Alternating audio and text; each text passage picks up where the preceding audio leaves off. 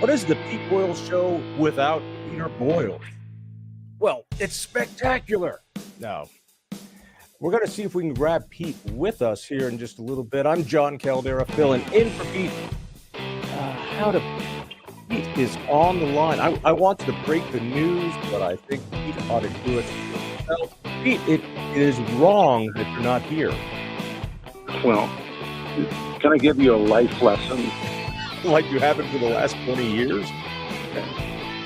You can quote me on this. You cannot fix a failing heart valve on your own.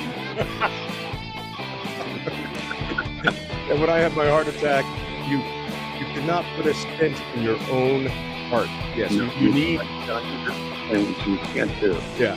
No, tell me about it, man. I'm worried about you. How are you feeling? Well, I'm actually great. I have so many people I want to thank, but I got a heart valve replacement at Swedish Hospital with the most remarkable team of really great folks, and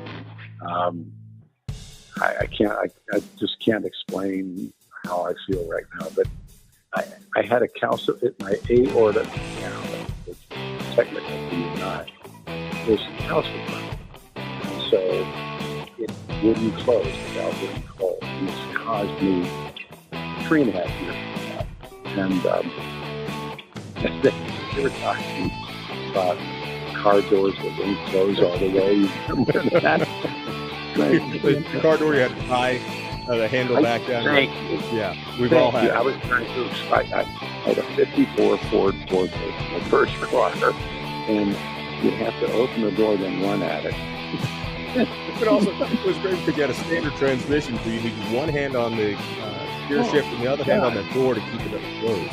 I know, but tell me how. First of all, I mean, we all care about you. Are you feeling okay? When did you get the surgery? I feel great. I was at Swedish Hospital a couple times in for testing, and just met the most remarkable. First of all, Nelson Krager is my cardiologist, but he's also my friend. And you want your doctor to be here. And Krager is the ace. He's incredible, and he turned me over, Dr. Park, and these guys are like, they're the pros from over, and Dr. Sharma, who is the other surgeon, and they actually go up. The only part of me really feels my leg, but I feel like I felt when I boxed. If you ever get hit and your legs go, anybody ever had that feeling when many did, but your legs are gone. I have a cane. I'm walking around with a cane because my legs are gone. But they go up. They go up your groin on both sides, and there's And I talked to some of the guys about how they used to replace valves. They cracked open. Yeah, cracked you open. Yeah. Like so you weren't cracked open. They were the same thing when I had the stent put in. They put it in through my wrist. No surgery. Yeah. I mean, it was just amazing. So they went up your arteries from your crotch, yes, and put in a new valve. Is it an artificial valve? Well, I'm starting to grow this really curly little tail.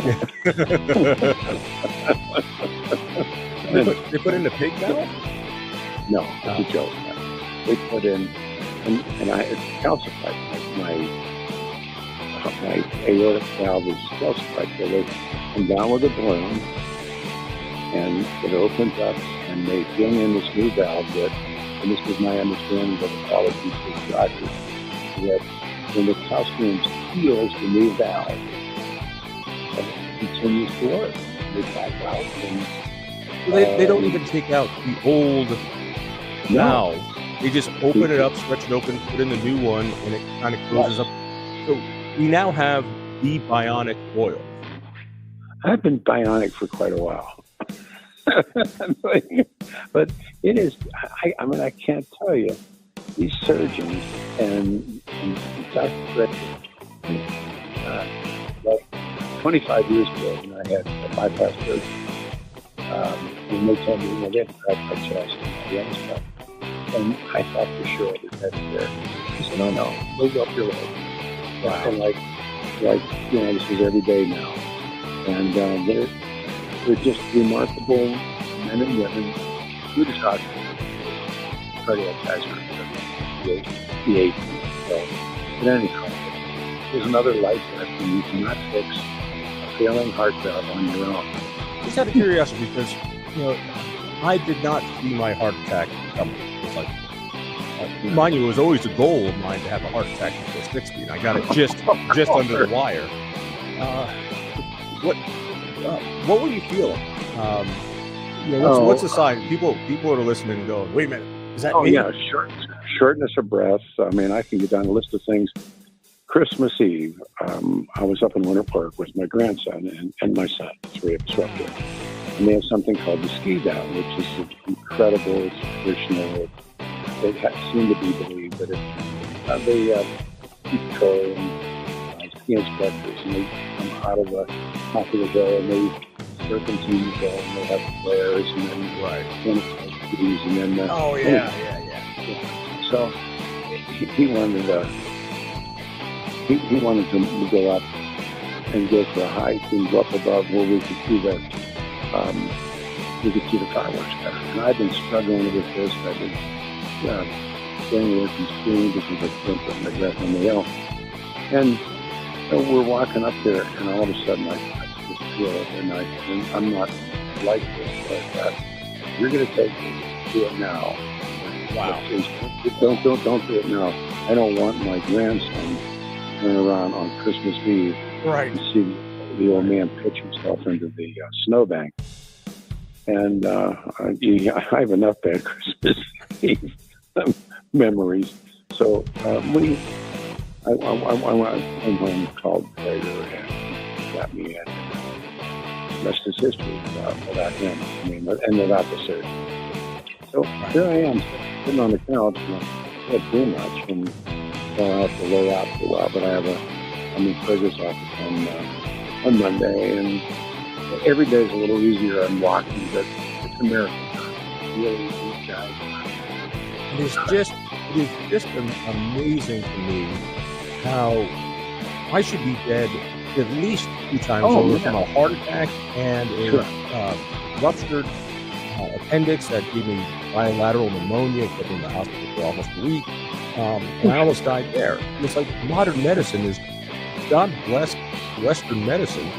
I'm telling you. And so, prognosis is good for you, man? Everything's A-okay. I mean, then after they get the surgery done, then they go back and they look at you and they, and it's, and I talked to Dr. Park yesterday on the phone. He said, no, he said 100%. It's a question of waiting out, to get well. But when you had a heart attack, where were you? I was driving to work. And so I was driving in from Boulder, and I thought I was having a panic attack. I was like, oh, this is what they talk about. That makes sense. It just kept getting worse and worse and worse. And in a rare instance of making a good decision, I drove, instead of left into the Independence Institute office, I made a quick turn and went to Denver Health, and that saved my life. And don't mess around with chest pain is my lesson. No, you can't. Once again, you can't fix your own. Did you have this experience? So I wake up from the angioplasty, and they put a stent in from an artery on my heart, and all the chest pain is gone, and I feel just fine. And so I kind of wake up, and I'm like, oh, hey, thanks, guys. Appreciate it. I got to get to work now. I got to do this thing this afternoon. They're like, no. I've done that, and it's like I felt 100% better, like right after the procedure. They're incredible. They are the pros from Dover. You remember that from MASH? Oh, that's right. In the movie MASH, we say we're the pros from Dover. Those parts, and yes, they are the pros from Dover. And so it goes. So when I went there, they called me into something called the cath lab, which I was like, oh sure, I don't know what that is, but okay. And it's like, it's a catheter lab, and I'm thinking, catheter? No, I'd rather have a heart attack. And it's like, no. And I'm talking to this guy, and I look down, somebody's waving my crotch. And I'm like, what the? And I said, I didn't order a Brazilian. That's happened to me since Boy Scout. Yeah. and then I looked at this guy and I said, if I wake up and it looks like Hitler's mustache, I am coming after you. I'm coming, man. And they all crack up. And then finally I asked the question, why are you doing this? And then he explains, if we can't get it through your arm, we go up whatever the artery is there. The main highway. The main highway. And so now I go there for a trim every other week. Saving a haircut. Yeah. And I remember walking, and they've got these huge television set, and it looks like sick bay from Star Trek, and people are running around like some pit crew from a race, and they all know what they're doing. It would have been much more interesting if it wasn't happening to me. Yeah, well, the anesthesiologist was great, and I'm in there, and they're on the table. You're half gogged out. You're not all the way out, and anything. And I said, Patsy killed a kid. I did. I remember I'm looking at this guy I've never met, and I say, so am I going to die here? And he looks at me and goes, probably not. I'm like, probably? Can you? And I said, I'm going to freak out here. Not yet, but pretty soon. He said, don't worry. We got you covered. Yeah. And he puts a shot of something into the IV, and I'm gone. See you later. Yeah. Shop noise, they sit down with you and they go, there's a 2% chance you're going to die. I have to sign this paper. Give me the paper. Yeah. So in other words, it's kind of like flying a 367 or something. Yeah. So I'm glad you're feeling better. I'm great. I'll be back next week. All right. So wait a minute. Let me be clear about that for everyone who's worried that I might actually be sitting here again next week. That's not going to happen. You're going to be here. It'll be Stefan. So you got folks to take care of you. You're at home yet, or are you still? Of course, my daughter and my son, and I'm just, I went out for breakfast the other morning and had Halloween or whatever that would be, Valentine's. That thing. I had that, and then I'll just lay low all day today. So you're at home. Yeah, I'm right now. That is just sitting on the couch, wild. Reading the new book. Yeah, reading the new biography of Steve McLean. Oh, not a nice man. Really? No, horrible guy. Ladies' man, if I recall. Oh, more than you and I and in our lifetime. Yeah. But no, just not a nice guy. Oh. And he beat up his first wife, and that kind of stuff's creepy. It's yeah. We'll do that later. But he had the childhood from hell, and so I don't know. So, but you're at home, you're resting, you got a bionic heart now. You're you're out walking amongst the living. You've gone out for breakfast, so things are looking good. I have a cane. I bought a cane for $20, thinking I'll never need another one. Right. So, hang on to this one. All right, and we're hoping the cane is not a permanent thing. This is just to get you. No. I've talked about these doctors are like, I talk to them. They're like, you talk to me, and I tell them about having weak legs from it, and right. That's normal. And there's a new source called Dr. Google. Do you know who Dr. Google is? No. I've heard he is inconsistent. To a large degree, yes. But you can always ask him questions. And so then the real doctors say, stay away from Dr. Google. So don't listen to those other radio stations. Yeah. The other thing after the heart attack was I now take fistfuls of pills that I never did before. Yeah, me too. Yeah, and it's good stuff. I mean, I've never had a statin. I've never had the blood thinner, this, that, and the other thing. And it's like, how old are you now? I'm 60. Okay, well then there's a question. What's your family genetics look like? There's some heart problems in there. For the most part, I've chosen good parents. But I suppose we could all do a little bit better at some point. Hey, if I chose the wrong parents, I've always said that. Anyhow, thanks for letting me on. And I got to tell you, those three physicians and that whole team of Swedish, John, they're the ace of spades, man. They really are. I'm just, I didn't know you were going through this because you're. Well, I didn't tell anybody. You don't, right. Because you never want people to worry. I've known you for good God. I've known you for almost 3 decades, and one of the things. Since you're going to die here in any minute, I might as well say all these wonderful things. You have always been good about sharing your personal experiences for others to benefit from, particularly your sobriety, things that has happened in your professional life, your childhood, and stuff like this. It's there's a time people don't share those kind of things. So we all care about you, Pete. Well, I could have made up something like. You're going in for plastic surgery. No, they called me from Hollywood, and or you could have done the usual. You could have done the usual. I've decided to spend more time with my family.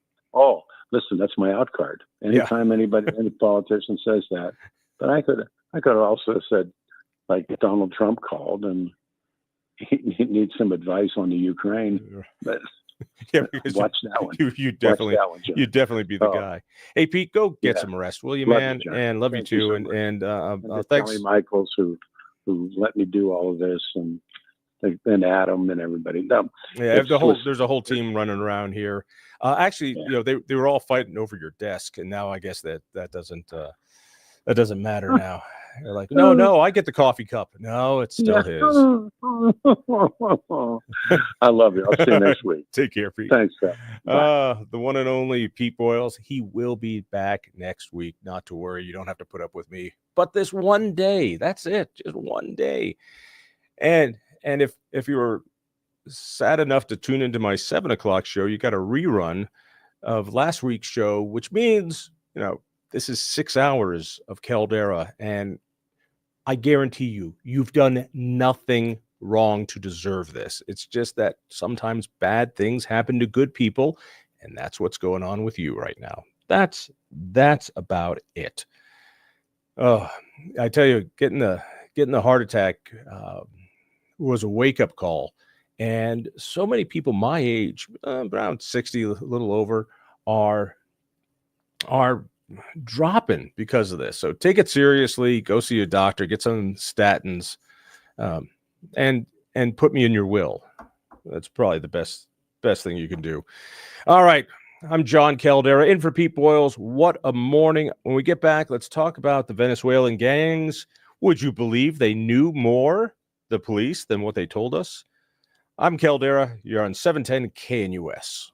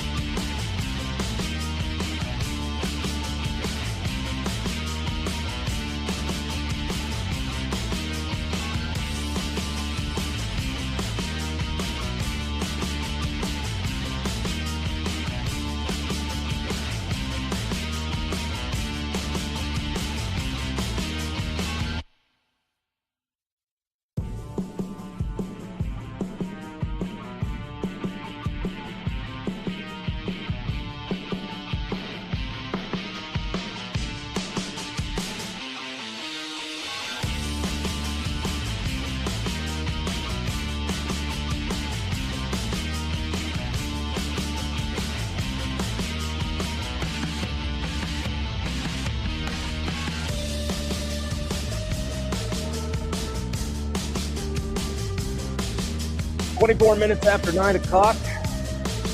Good morning. Welcome. I'm Jon Caldara in for the recuperating Peter Boyles. Great talking with him. I tell you what, Pete has just been synonymous with Denver ever since I was a pup. So, Pete, if you're out there, get better. He's got a bionic heart now. How awesome is that? And I've got a stent. I don't even know what a stent is. And I'm thinking, well, wait a second. They put in this thing into what's called the widowmaker. The doctors hate it when you call it the widowmaker artery outside your heart. And I'm thinking, wait a second. Why didn't you put that stent instead of like a 1 inch or 2 inch? Why don't you just do all the arteries, force them all open, and then I'll be great for life. I think that's the way we want it, right? Maybe not. All right, let me bring you to the Denver Gazette this morning. An investigation by a national group into the city of Aurora's handling of a Venezuelan prison gang reveals that, are you ready? Are you ready? This is going to surprise you.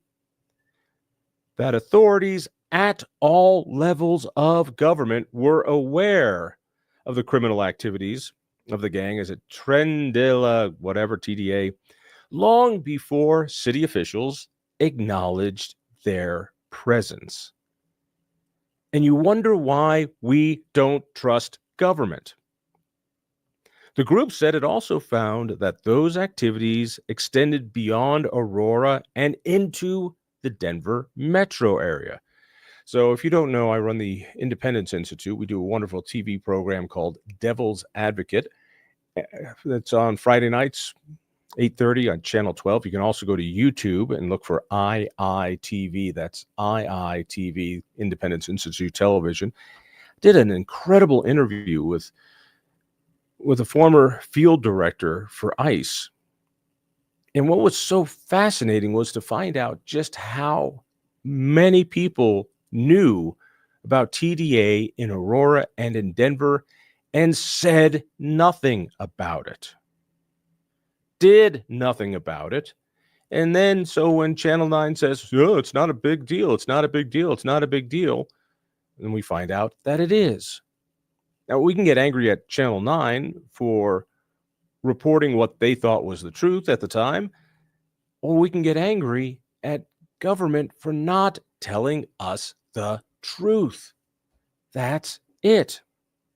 Last year, America First Legal, this is part of the America First Foundation, this is a Trumpy organization, you should know, launched an investigation into what they call the growing national threat from Venezuelan gangs.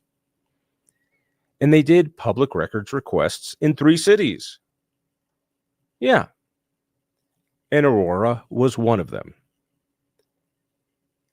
Authorities said TDA gang members have been involved in a myriad of criminal activities that include drug trafficking, kidnapping, money laundering, extortion, and human trafficking, particularly of immigrant women and girls.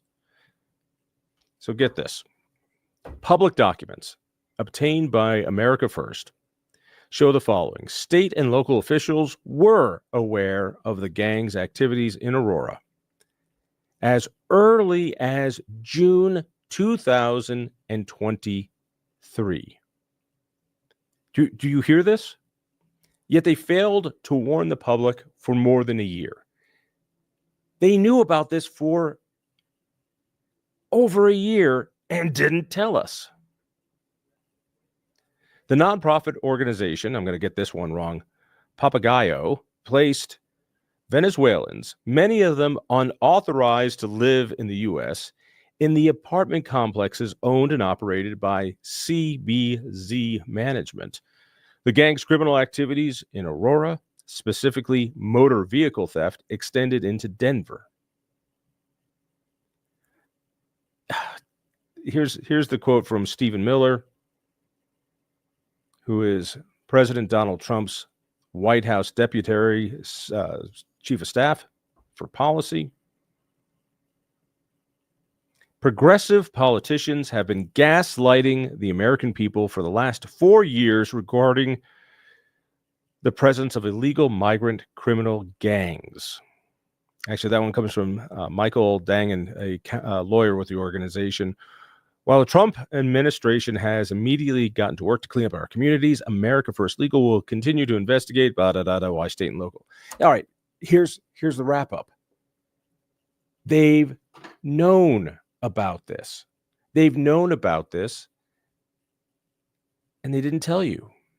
And then when we start getting videos of migrant gangs running around with guns inside these buildings, it's the people who post those videos who are called nuts.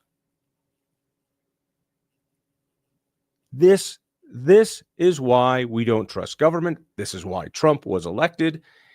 And I just don't understand how anyone believes a thing that comes out of any government, period. All right, 303-696-1971. Why don't we grab some of these phone calls? Why don't we talk to Carolyn in Southeast Denver? Carolyn, good morning and welcome. Hello, John. It's good to speak with you. Good to speak with you. I live in Southeast Denver, and I and my husband we happen to both be blind. No big deal about that. But we have had issues in our neighborhood where there has been gunshots going off. And consequently, besides that, we've had all these numerous car repairs going down on our street. And I mean many, many, many, many, many. They would block up all of our parking spaces in front of our complex, etc. And when you say car repairs, what do you mean? I mean, what I was told eventually by another person in our neighborhood was that they were stealing cars, is what I heard, changing license plates, repairing these vehicles, and then selling them to immigrant families. That's what I was told. Okay. I have no idea for sure, but the other thing that was happening was that I would tell them, you can't park here. It's a public street, but we need to be able to catch our ride shares, etc., and you're blocking us. Anyway, long story short, I spoke to my council person and his aide mostly because he doesn't do anything anymore. But Cashman would say, yeah, we're aware of it. We're talking to the police. We're working closely with them, yada, yada. When there was gunshots that hit somebody's house actually across the street from us, the police finally came out. The lady had videos of the person, etc., but we've never had any follow-up as to what happened.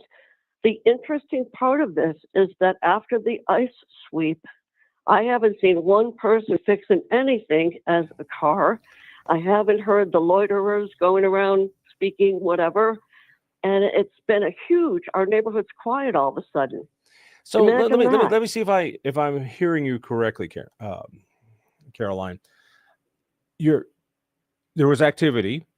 There was questionable activity. It looks like people were stealing, working on cars, moving. And then after the sweep, that's not a problem. Go figure Correct. that. And also, you used a word that let me zoom in on. You said after the sweep, after ICE came in and did the sweep. You didn't say an ICE raid. And that term raid just drives me nuts because it's not a raid. It's a sweep. A raid is busting down a door and grabbing everyone inside, knocking on a door and asking questions of whomever's there. Excuse me, is so-and-so in this building? That's not a raid. And for the press to call it a raid is, again, how they gaslight us.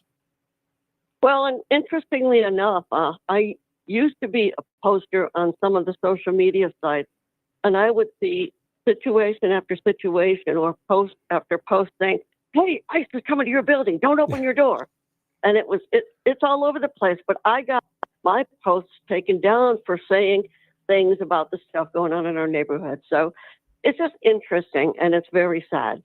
Well, it sounds like it's getting more encouraging if, in fact, the activity is starting to lessen with more ICE sweeps. Carolyn, have yourself a great morning. Thank you so much for the phone call. Thank you, John. I admire you. Thanks. The number here, 303-696-1971. Let's grab another call here. Let's head out to Lamar. Hey, Lamar, welcome. Hey, John, first time talking to you. I do listen to Peter Boyle every morning. I did not know he had a heart attack. Well, I had the heart attack. He had a valve replacement. Good God. You got to stop listening to all these crotchety old AM talk show hosts.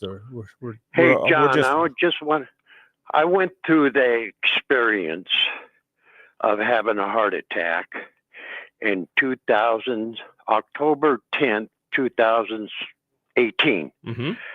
And I was groping around the house, for 4 or 5 days. And I never had chest pains. It was all in my back.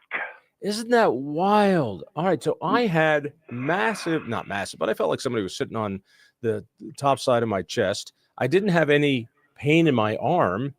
And I've heard people say things like, well, what you've had, they get a pain in their back or other parts. It's not the same.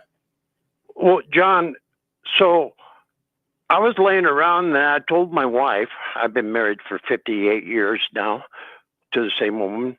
But anyways, I was sitting down and I said, I think I need to go to the hospital because this back pain is killing me and I don't feel very good.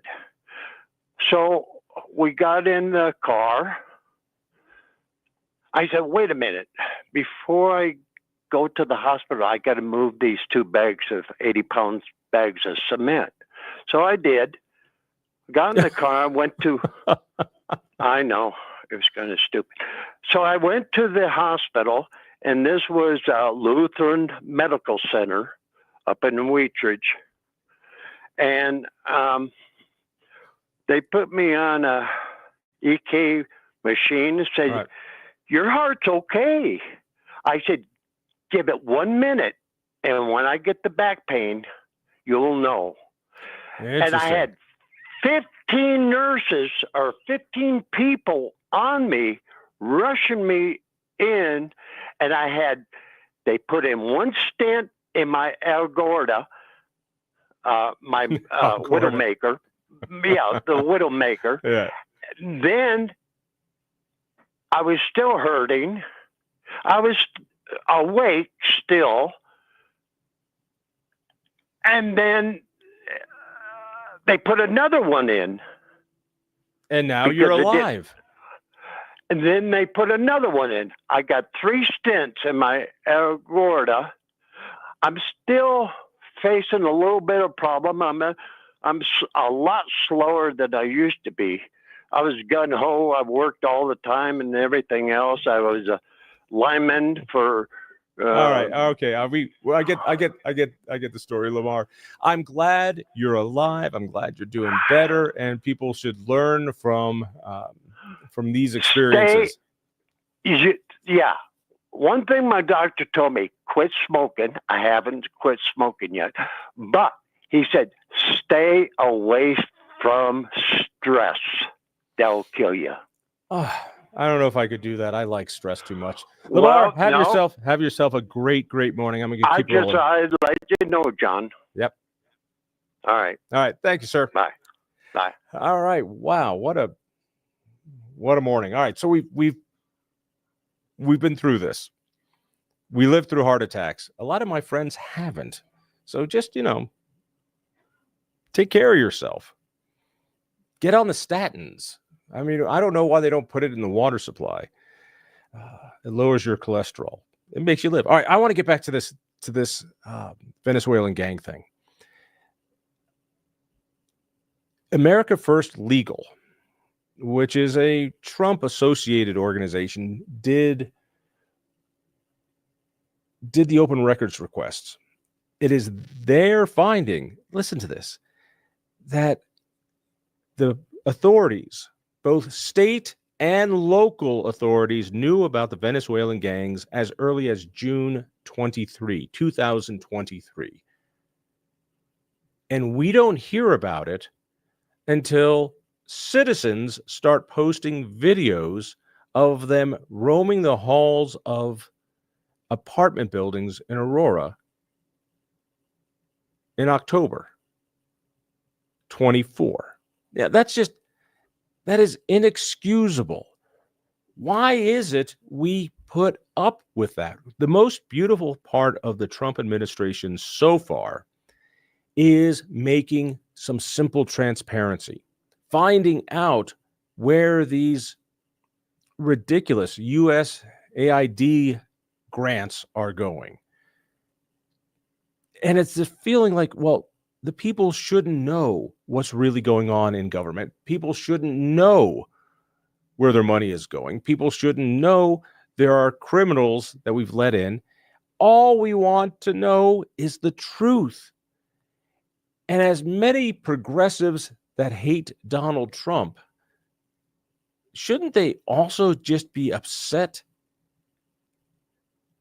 that this truth isn't getting out? Whether you like it or not, it's still the truth. All right, give me a call, 303-696-1971, and keep it right here. You're on 710 KNUS. At this hour, I'm Christina Owayo in Dallas, and here are your top stories. Elon Musk is calling Reuters a total scam after the organization was paid $9 million by the Department of Defense to study, quote, large-scale social deception. Musk posting, Reuters was paid millions of dollars by the U.S. government for large-scale social deception. That is literally what it says on the purchase order. They're a total scam. Just wow. President Donald Trump, meanwhile, is demanding that Reuters give the money back now. DOJ investigations revealed the Defense Department payments were made to Reuters for the project between 2018 and 2022. President Donald Trump signing executive orders in the Oval Office on Thursday, including one on reciprocal tariffs, which the president calls the External Revenue Service, something he thinks will raise a significant amount of money for the United States. I think it's going to be a staggering amount. We've heard this is the number $1 trillion floated in meetings with senators. Is that a number you thought of? I don't know, but already the Senate's saying, well, wait a minute, they're looking at some of the numbers and they're saying, whoa, look, we want to, I say America first, I say make America great again. That's what we're doing. I think it's the most important thing I've signed. I've signed some very important things. Right to try was so important. I mean, a lot of important things. Space Force. That's what you need to know at this hour. In Dallas, Christina Owayo, Salem News Channel.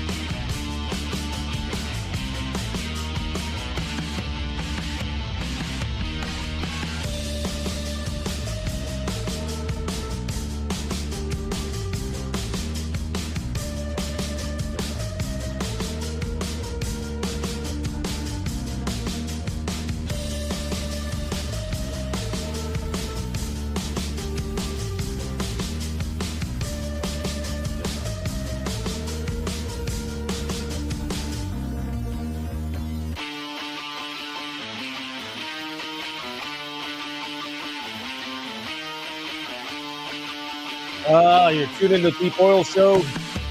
Mr. Boyles, no está aquí. Jon Caldara in for the recuperating Pete Boyles, who has a brand new heart valve.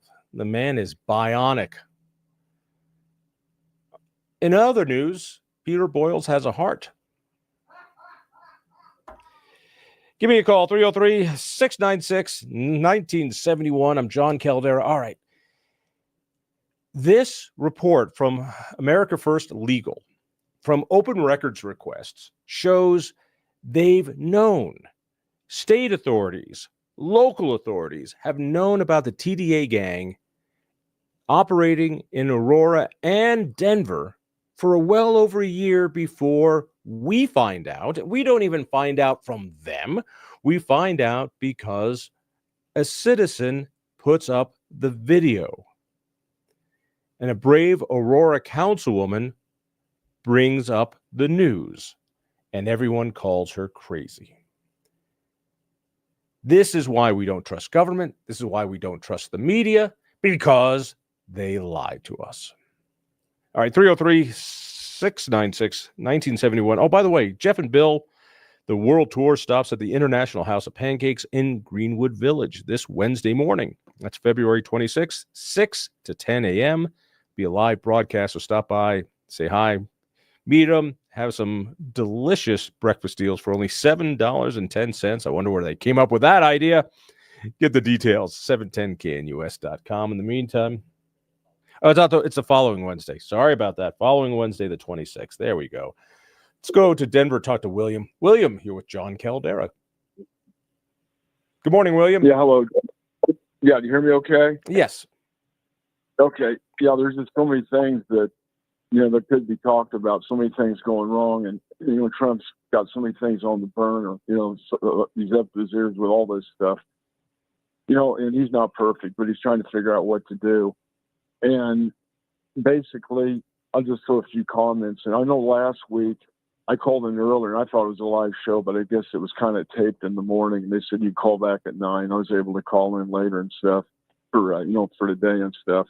But I think a week ago you were talking about that they're having these rallies down by the Capitol, and it's all, another guy called in, pretty good point, talking about, what side are people on, or do they know, what side they really are. And I think he said something like they were Chicanos, and he explained, what they're doing, that basically something like the people in Mexico down there don't like the protesters in their own country, and actually coming up here and saying that they're against America when they don't even support them down there.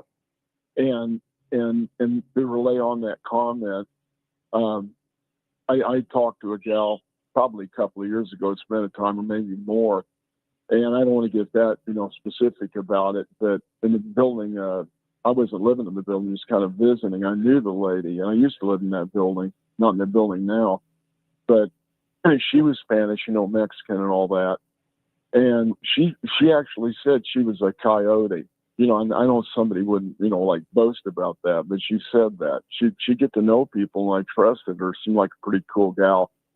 Pretty much thought, she was, paying what she said, it probably was going on. And so later when I talked to her a little more about what was going on, she had a similar comment that she kind of almost like despised, a certain segment of the Mexican population coming up there saying like they're the real citizens. Well, this lady wasn't Mexican, right? At least that's what you said. I mean, and okay. And she didn't like it. But go ahead, say a word if you want. No, I'm just curious where you're going with the story. Okay, but to wrap up just a few things, she said that that obviously it was a business.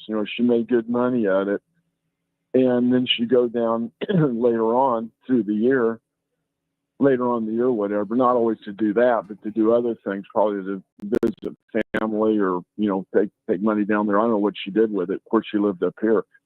But when I asked her, something like, well, then what do you think about the immigration problem and all that? And everybody knows it's bad.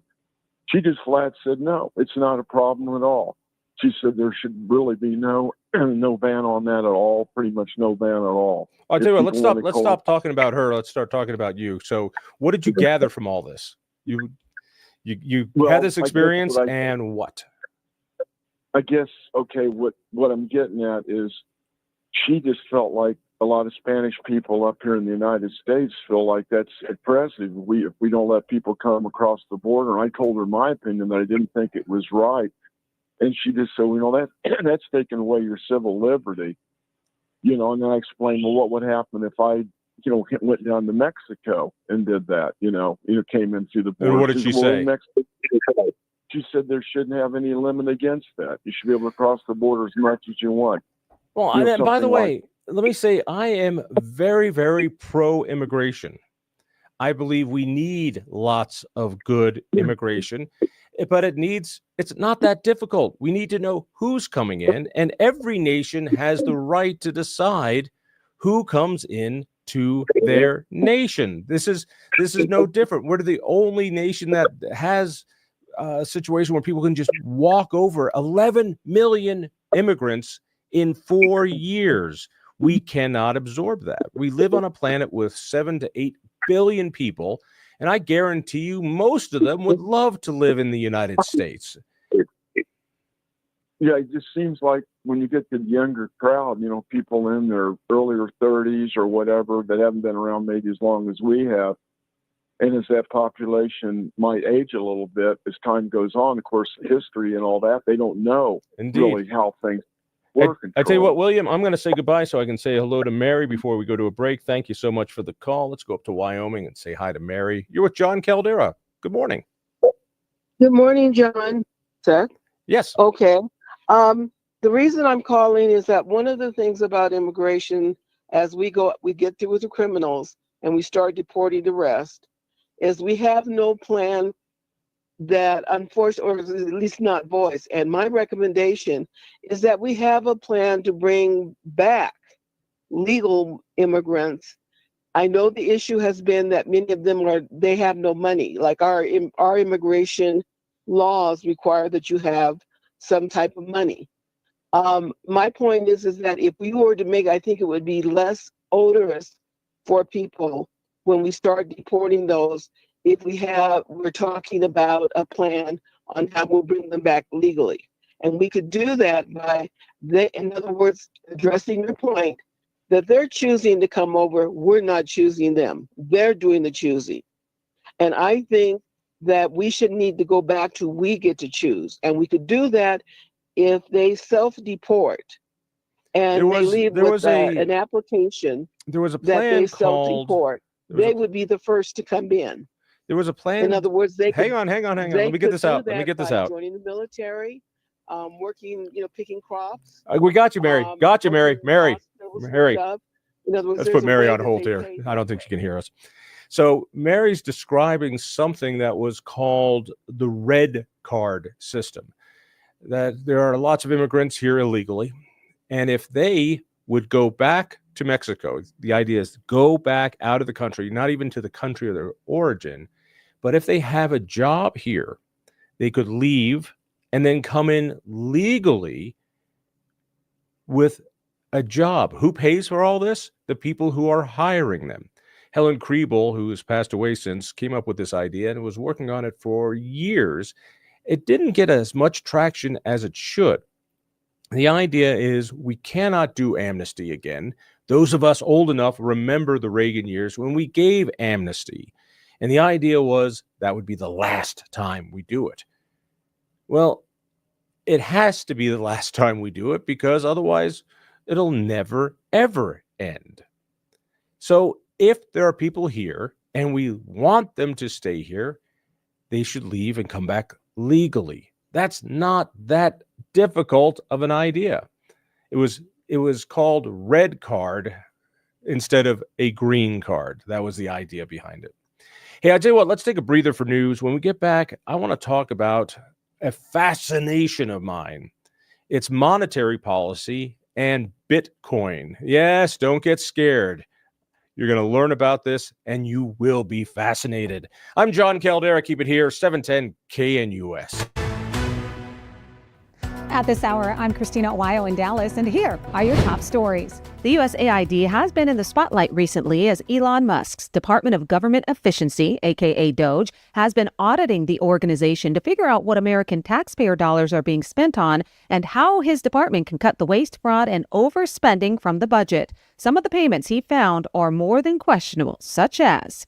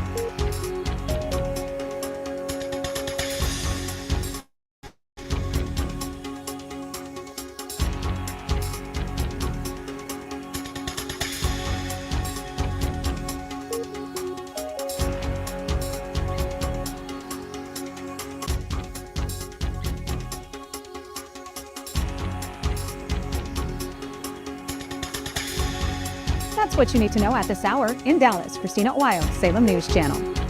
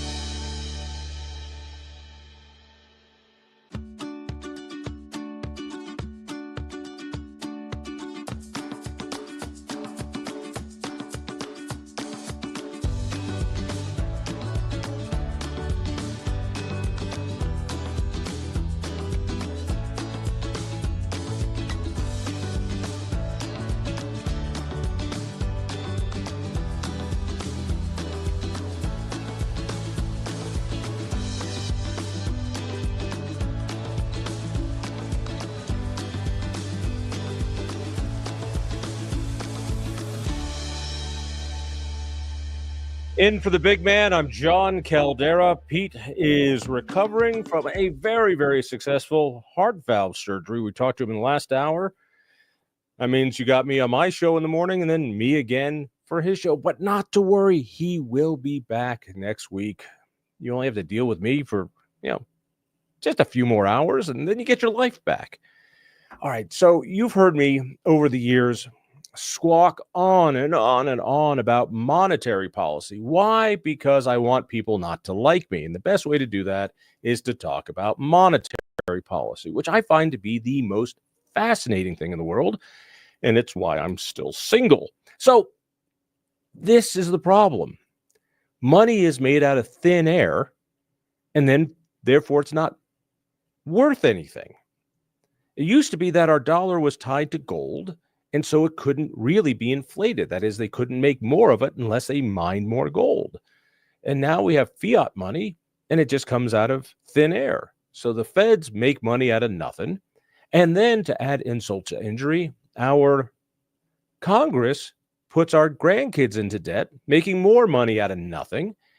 And when you draw out the picture, it's, what's the kind word? Apocalyptic. It is terrible. It will not last, and it will end poorly. Now, might happen after I die, but not after my kids die. So I got a stake in this. I then found Bitcoin. Yeah, don't get scared. Don't freak out. And I got curious. I did not trust it. I did not understand it. And over the course of years, I have become not just a believer in it as a currency, but how to put it, I'm a fanatic.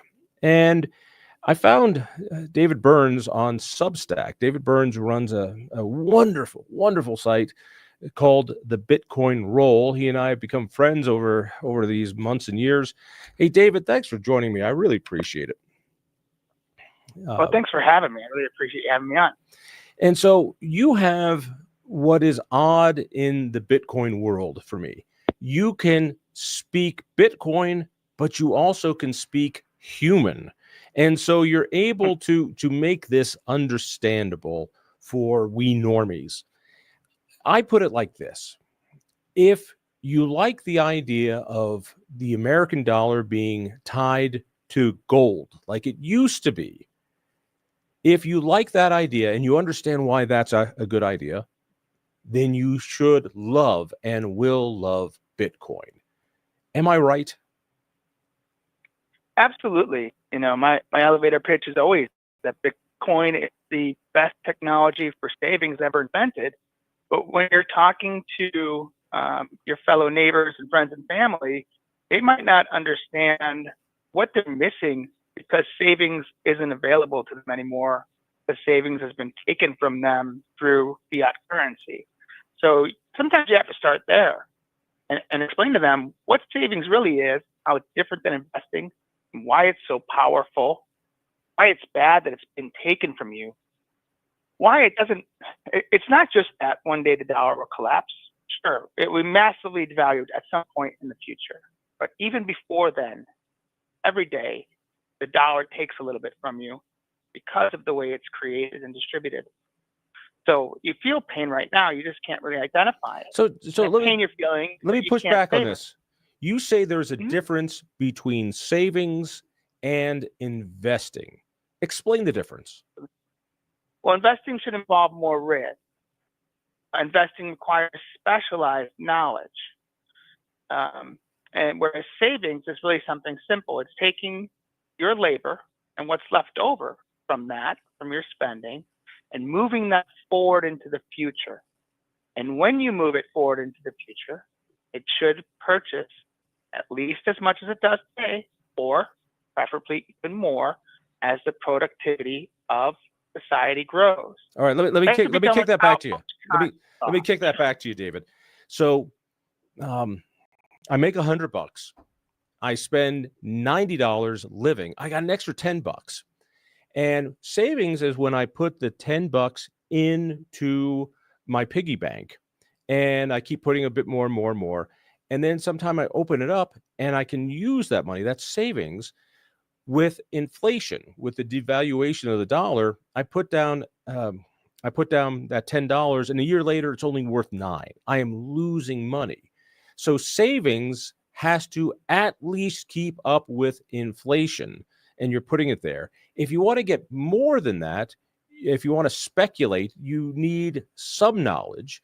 I've decided through my research I'm going to invest in the S&P, or I'm going to invest in this business, and I've tried to increase that. But at the very least, savings protects what you have. And today, savings doesn't do that. You must invest your savings in order to just keep up with inflation. So you've got to work to make the money, and then you've got to work to strategize how to keep it having value in the future. And so it's not just people are forced to become investors when they used to have to just save.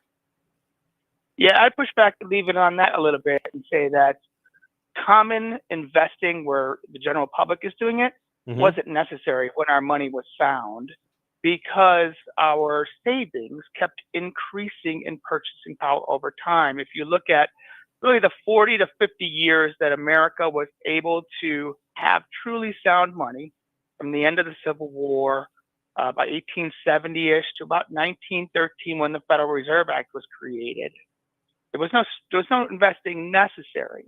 Not that it wasn't done, but it wasn't necessary for the general public to invest in order to improve their standard of living. Their standard of living greatly improved by the simple act of saving their money. And that's how we had a wonderful time of invention. As Saifedean Ammous points out in the Bitcoin Standard, great book, there's qualitative and quantitative evidence that that period of time was the most robust for invention in American history. And the reason is really makes sense that a lot of people, like bicycle shop owners in Ohio, to just use their savings to shut things down and go and invent an airplane for a couple of years. Yeah, it is amazing that all you had to do was save your money, and $1 next year was going to be worth more than $1 today. You had an incentive to save back when we had money that was backed by gold. And so all you had to do was save. Now the incentive really is to spend, because your $1 next year is going to be worth less. So you might as well buy that television set, or that the tires for your car or whatever. Do it now before it gets more expensive next year. All right. And people don't quite get this, but and one of my favorite books was The Creature from Jekyll Island, which was the story of how the bankers created the Federal Reserve System, again, to take us off the gold standard, make themselves wealthy and us poor. The Federal Reserve is an institution of evil in my mind, and has done no good. All economic harm that has happened to this country can be traced back to the Federal Reserve. So I hate that, but we've never had any choice. The only thing we could do, David, is to buy gold. And ever since the gold standard was gone, people are gobbling up gold, thinking that's going to help them. But I can't go down to the store and buy a loaf of bread with gold. It's hard for me to save it. It could be stolen easily. I can't clip a little bit off to buy something. It's hard for me to send it across the country. I'm doing the infomercial thing. David Byrne from There's Got to Be a Better Way. Is there? Absolutely. And I came to this movement, like a lot of Bitcoiners, as someone who supports the gold standard, believes that gold has been money for thousands of years. Bitcoin was designed from the beginning as a better form of money than gold. Gold is a great money, but it does have some weaknesses. And the main weakness is how expensive it is to transport it and to verify it. So to move gold bars from one continent to another and then validate that you've actually received what you thought you received is a very expensive endeavor. I've never done it personally at the level of the nation state, but I've I've read that it costs about 10 to 15% of the actual value of the gold to move it one time and validate it. So you do that you've got to make times. sure that the gold hasn't been devalued by adding some lead to it, as the Nazis did. Right. Yeah. Right. Exactly. And so that leads gold to get centralized. And that's always the history of gold, was it got centralized by banks and governments, who then lent out more than they had, and then out comes the rug, and pretty soon they tell the people, well, the problem was actually that we were stuck on this silly little gold standard, you rubes, and now we're going to free you of that with our paper money. Bitcoin doesn't have that problem. You can move billions in economic value across the planet, have it verified, meaning that your transactions are verified to be included in a public ledger that everyone can download and see. Within 10 minutes, you can have 6 confirmations in an hour, 12 confirmations in 2 hours. So you know that your transaction has moved, and the cost of it, well, it varies because it's a free market.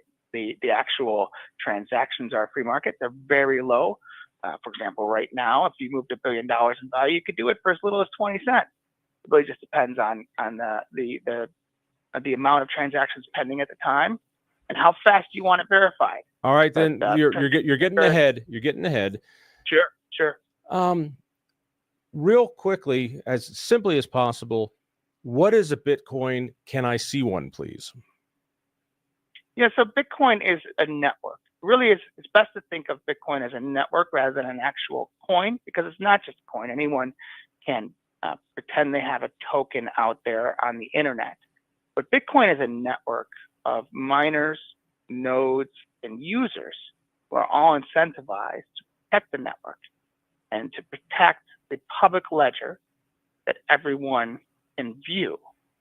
So the best way to think of Bitcoin is imagine you have a bank that has a ledger, right? And they control what the entries are on it, right? And they can determine whether or not they create new money and add it to the ledger or not. In Bitcoin, everyone has a copy of the ledger, and everyone has agreed to the rules by which this monetary instrument will come into play. And if anyone wants to change those rules, they are stuck with a worthless branch of it, right? They get their own version of Bitcoin, but nobody's mining on it, nobody's using it, nobody cares, and it's valueless. So by that nature, the people who operate the network, the nodes particularly, who are running the Bitcoin software, they are sovereign. So it is a decentralized asset.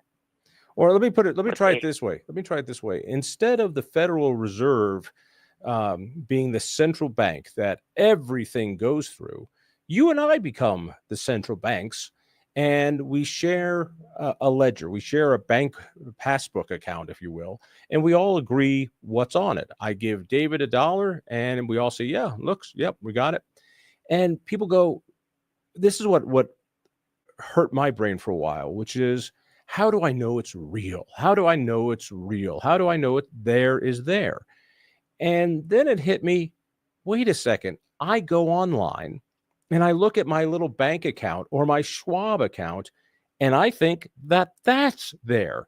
In fact, only 2% of America's money is actually printed. Everything else is digital. It's ones and zeros in bank accounts.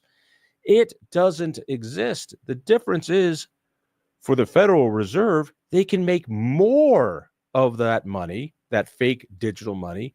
The beauty of Bitcoin is that it is limited. You cannot make more. Like gold, you cannot just pull it out of thin air and go, oh, yeah, we decided today to add another billion Bitcoin to the market. How many Bitcoins are out there?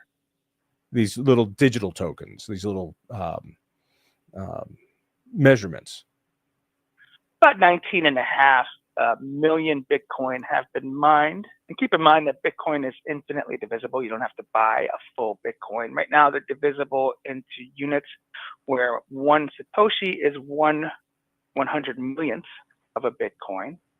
And someday down the line, maybe we'll divide it even further. But it will be by consensus of the community. What Bitcoin does is it makes banking irrelevant. Since you no longer need the bank to verify whether or not you or the person sending you money has the funds. You don't need that middleman anymore. You don't have to trust anyone. Bitcoin removes trust by placing it in your power, to be able to verify everything for yourself. And that, of course, is one of the reasons why the banking institutions don't really like Bitcoin. Banks don't like Bitcoin.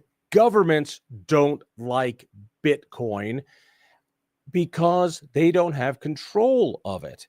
It means we don't need them. It's what makes it all so remarkably powerful for individuals to be able to hold and save their money. But David, I tell you, I've seen all these stories of bad people doing bad things with Bitcoin. I see them buying drugs, buying arms, paying people to commit awful, heinous crimes. I've seen people get ripped off with their Bitcoin accounts. So you've got to, it's a bad thing. Well, people use money for all kinds of different things. This doesn't concern me at all because I know that the majority of crime is committed with dollars. And it's much easier to commit crime with dollars than it is with Bitcoin. Now, with Bitcoin, you're pseudo-anonymous on the blockchain, meaning that there's a wallet address. No one really knows that that's your wallet. However, if they ever did find out that that was your wallet, you've now entered a transaction into the blockchain that is there forever. Can't just be scrubbed like maybe a bank might attempt to scrub their history of money laundering for drug cartels, right? It can't be scrubbed. So it's actually quite dangerous as a criminal to use Bitcoin for that reason. And that's why all the stories about criminals using Bitcoin are massively overblown and really just propaganda or just ignorance. There's lots of cryptocurrencies out there they can use, but they really prefer the dollar. I tell you what, I'm going to grab a quick call here, and then I want to talk a little bit about why Trump has been so helpful to this. But I want to bring in Donald from Lakewood, who's got a comment. Donald, welcome. You're with Jon Caldara and David Burns. Donald, are you there? I'm here. Are you there? Yes, you had a comment. Go ahead and make it. I had a comment about the creature of Jekyll Island, from Jekyll Island. Yes. That should be mandatory reading in high school. It is an eye-opening book. For those who don't know it, it is about the creation of the Federal Reserve and how these big bankers in the early 1910s decided to create the Federal Reserve, a mistake that we are now paying for. We never had inflation before the Federal Reserve. We never had these problems. I agree with you. Well, yeah, go ahead. That was what I've recommended this book over the years to quite a few people. I'm not sure if it's in its 32nd or 33rd printing, but Griffin really nailed it, in my opinion, because he started out with money and what money was in the very beginning. And the longest currency, I believe, was 800 years, was the Byzant. And there was very, very harsh penalties for debasing that or messing with that particular coin. I think it was 61 grains. But as he moves on, and then you see the attempt for a U.S. bank that happened 3 times before they stuck the Federal Reserve. And we can thank Woodrow Wilson and We Colonel sure Howe. can. All right, I'm going to say goodbye to you. David, stay along the line. I want to ask you about Trump and Bitcoin when we get back. I'm Jon Caldara, 710 KNUS.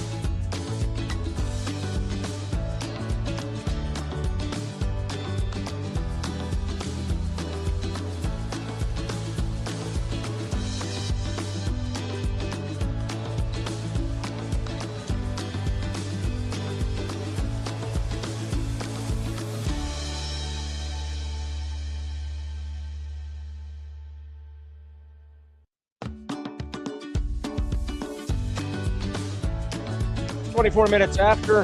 I'm Jon Caldara, in for a recuperating Pete Boyles. On the line with me is a guy I've gotten to know. I am fascinated by cryptocurrency. I'm particularly fascinated by Bitcoin. Why? Because, like many of you, I have that gold bug. It's a terrible bug to have. You don't want the gold sickness because you start realizing just how fragile the American dollar is, and that the American dollar is actually the strongest currency on the planet is a scary thing. And so gold holds value. Bitcoin holds value even better. David Burns runs a wonderful Substack called The Bitcoin Roll. You should subscribe to it. You've got a free version. It's just terrific. I highly, highly recommend it. It's a great way for people who are a little Bitcoin curious to understand it. You're not selling them anything. You just put out some incredible wisdom. I just love reading it as often as I possibly can. David, why has Trump endorsed Bitcoin? This is, once he won, Bitcoin's value seemed to take a good shot in the arm, but what's the future of it? Well, the first question of why he endorsed it, I think there were a lot of people who worked really diligently to help him understand the context of, the persecutions he was facing and a lot of the negative cultural issues with America. Bitcoin can address those in some way by making it difficult for people to steal from us. It also would strengthen our dollar if used properly. It's really like a strategic reserve. Certainly our problem of the national debt is something that everyone should be concerned about, because we're already at a point where our interest payments are over $1 trillion a year. And on current pace, they'll be larger than the entire federal budget within about 20 years, at which point we become Greece. So I think, and by the way, people don't know this. Magazine, I was just going to add, for context, we are paying more to service the debt, just in interest payments, than what we spend on the military. So if at a certain point, our financial condition becomes a severe national security threat. Yeah, probably within 15 to 20 years. At the current pace, we've done 6x on the national debt in 20 years. Another 6x will take us to $200 trillion, which will put a coupon at about $6 trillion a year in debt payments. And that's only if interest rates stay at these relatively historical lows. The basket of debt that's been issued has been during a time of 40 years of declining interest rates. And that probably won't stay the same as our national debt continues to rise to that point. Right. So that's probably the impetus behind it. Trump is coming into Bitcoin like a lot of people do, where it's hard for them to see the difference between Bitcoin and alternative coins. Right. Bitcoin is pretty much a miracle. Okay? It's a very pristine asset that's brought in by a person who walked away from the project and just basically said, it doesn't need any admins, and I'm going to prove it to you. I'm going to leave. Doesn't need a CEO or a marketing department. You don't have to be told how wonderful it is by the creator. And I don't have to make any money for myself. It just appeared almost a decade ago now, over a decade ago, and would be one of the richest people in the world if he actually spent his money. Maybe he got hit by a bus, who knows? But the fact that Bitcoin has continued to grow without him, without any of the without Hal Finney, who also helped out. Without any television commercials, without any, it's not centralized. You could just go and buy it. Right. It's free for anyone to go out and buy it. Not free, but they're at liberty to do so. So explain, for me, when Trump went to a Bitcoin conference and announced to those people that he would protect Bitcoin if elected, the place erupted. And by the way, Trump just did an excellent job going to constituency after constituency and said, you elect me, I'm going to take care of you. Because lots of lots of people in power are very, very threatened by Bitcoin. We need to ask why folks like Elizabeth Warren want to make it illegal. Why do the banks, dislike it? Why do countries dislike it? Why did China ban it? Why? Why? It's because it is the most disruptive creation since the internet. Yeah, China's actually tried to ban Bitcoin in some form, at least 19 times from what I've read, with their biggest attempt to try to remove Bitcoin mining from the country, which failed spectacularly. So because you can't stop Bitcoin has survived all that. They haven't had any success so far. It doesn't look like they will. But back to Trump and the strategic Bitcoin reserve, he really needs to be careful not to include assets that are essentially going to be rug pulls for the American people, and that are alternative coins that are centralized, that have CEOs right now trying to convince him to make that a part of the plan. And we'll see. For those people listening might not know, Bitcoin is what we call cryptocurrency. There are thousands of cryptocurrencies. There are thousands of what you'd call competitors to Bitcoin. Stay away from them. Unless you know exactly what you're doing, stay away from them. The two cryptocurrencies that are pretty stable, of course, are Bitcoin and then Ethereum, called Ether. Other than that, just trust me, stay away. And if the United States, which has a fair amount of Bitcoin, because they've confiscated a fair amount of Bitcoin, and when people do wrong things and they take away their property, it is wrong, I believe, for the government to sell off that asset, because the asset is just going to increase and increase and increase in value. In the same way we have Fort Knox holding a gold reserve, I kind of like the idea of the federal government holding a Bitcoin reserve. Am I wrong to think that? I'm a little meh on the topic, to be honest with you, John. I think individuals should hold their own strategic Bitcoin reserves, and I think small companies should do it, medium-sized companies, and I'd love to see cities and counties and states do it. And then if the nation states want to join in, that's fine.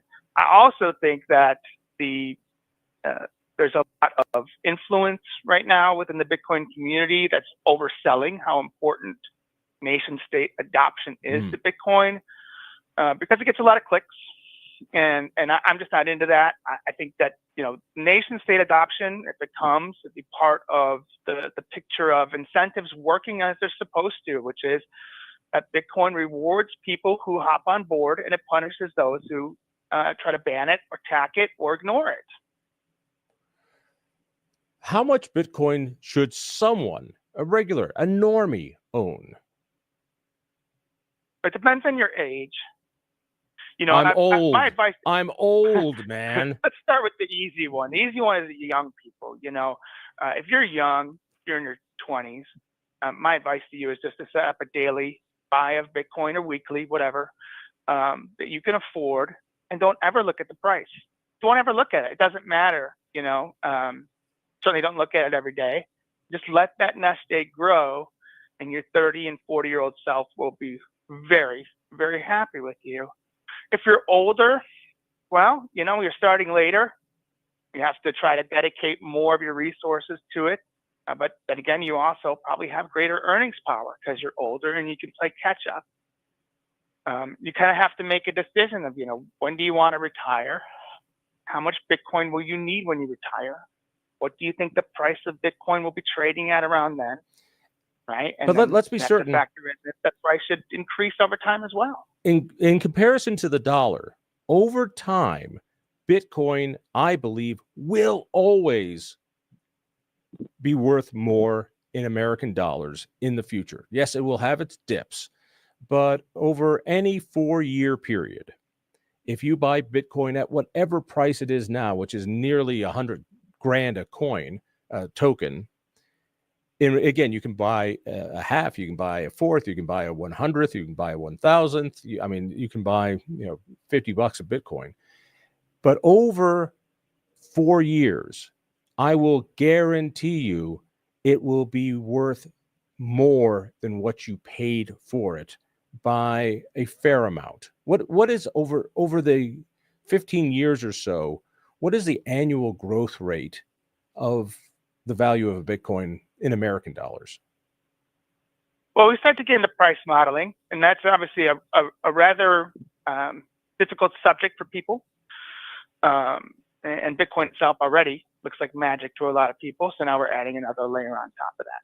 But let me put it this way. We have a relationship between the dollar, Bitcoin, and society that has gone for 16 years, in which Bitcoin has traded in a price range that has been very, very predictable, 99.999% predictable.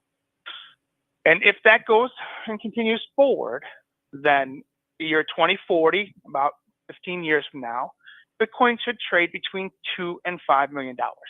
Now, that's a pretty wide range in itself. But at that worst case scenario of $2 million, that's a 22% annual return on today's price. That's the worst case scenario. So that relationship holds. Now, things can break that relationship, usually to the upside, though. When the currency breaks down, you can look at Argentina, where Bitcoin went from 2 million Argentine pesos to 60 million in a year. So how convinced are you of this? And you are saving, you are younger than I, and I hate you for that. You are convinced that your retirement will be handled via Bitcoin. You've got kids, and I've talked to you, and you seem to like them. Are you willing to bet their futures on your love of Bitcoin? Are you that secure that in order to provide for your kids in the future, you would rather put $1 into Bitcoin than $1 into the S&P? Yeah, I think it's riskier not to have Bitcoin for them than to have it. I think it's much riskier not to have it, and that comes from a place of really understanding the nature of fiat currency. That it's extremely difficult without political favor to get ahead and stay ahead in a fiat world. Now, it's done, right? I've had a great career without having to rely on that, but it's extremely difficult. And any of my savings, if I want to pass it to them, becomes nearly impossible. Like I can put the money in the stock exchange, or I can put it in the S&P 500 for them, and it would return 7 to 10% per year. But that's also the rate at which the dollar gets debased.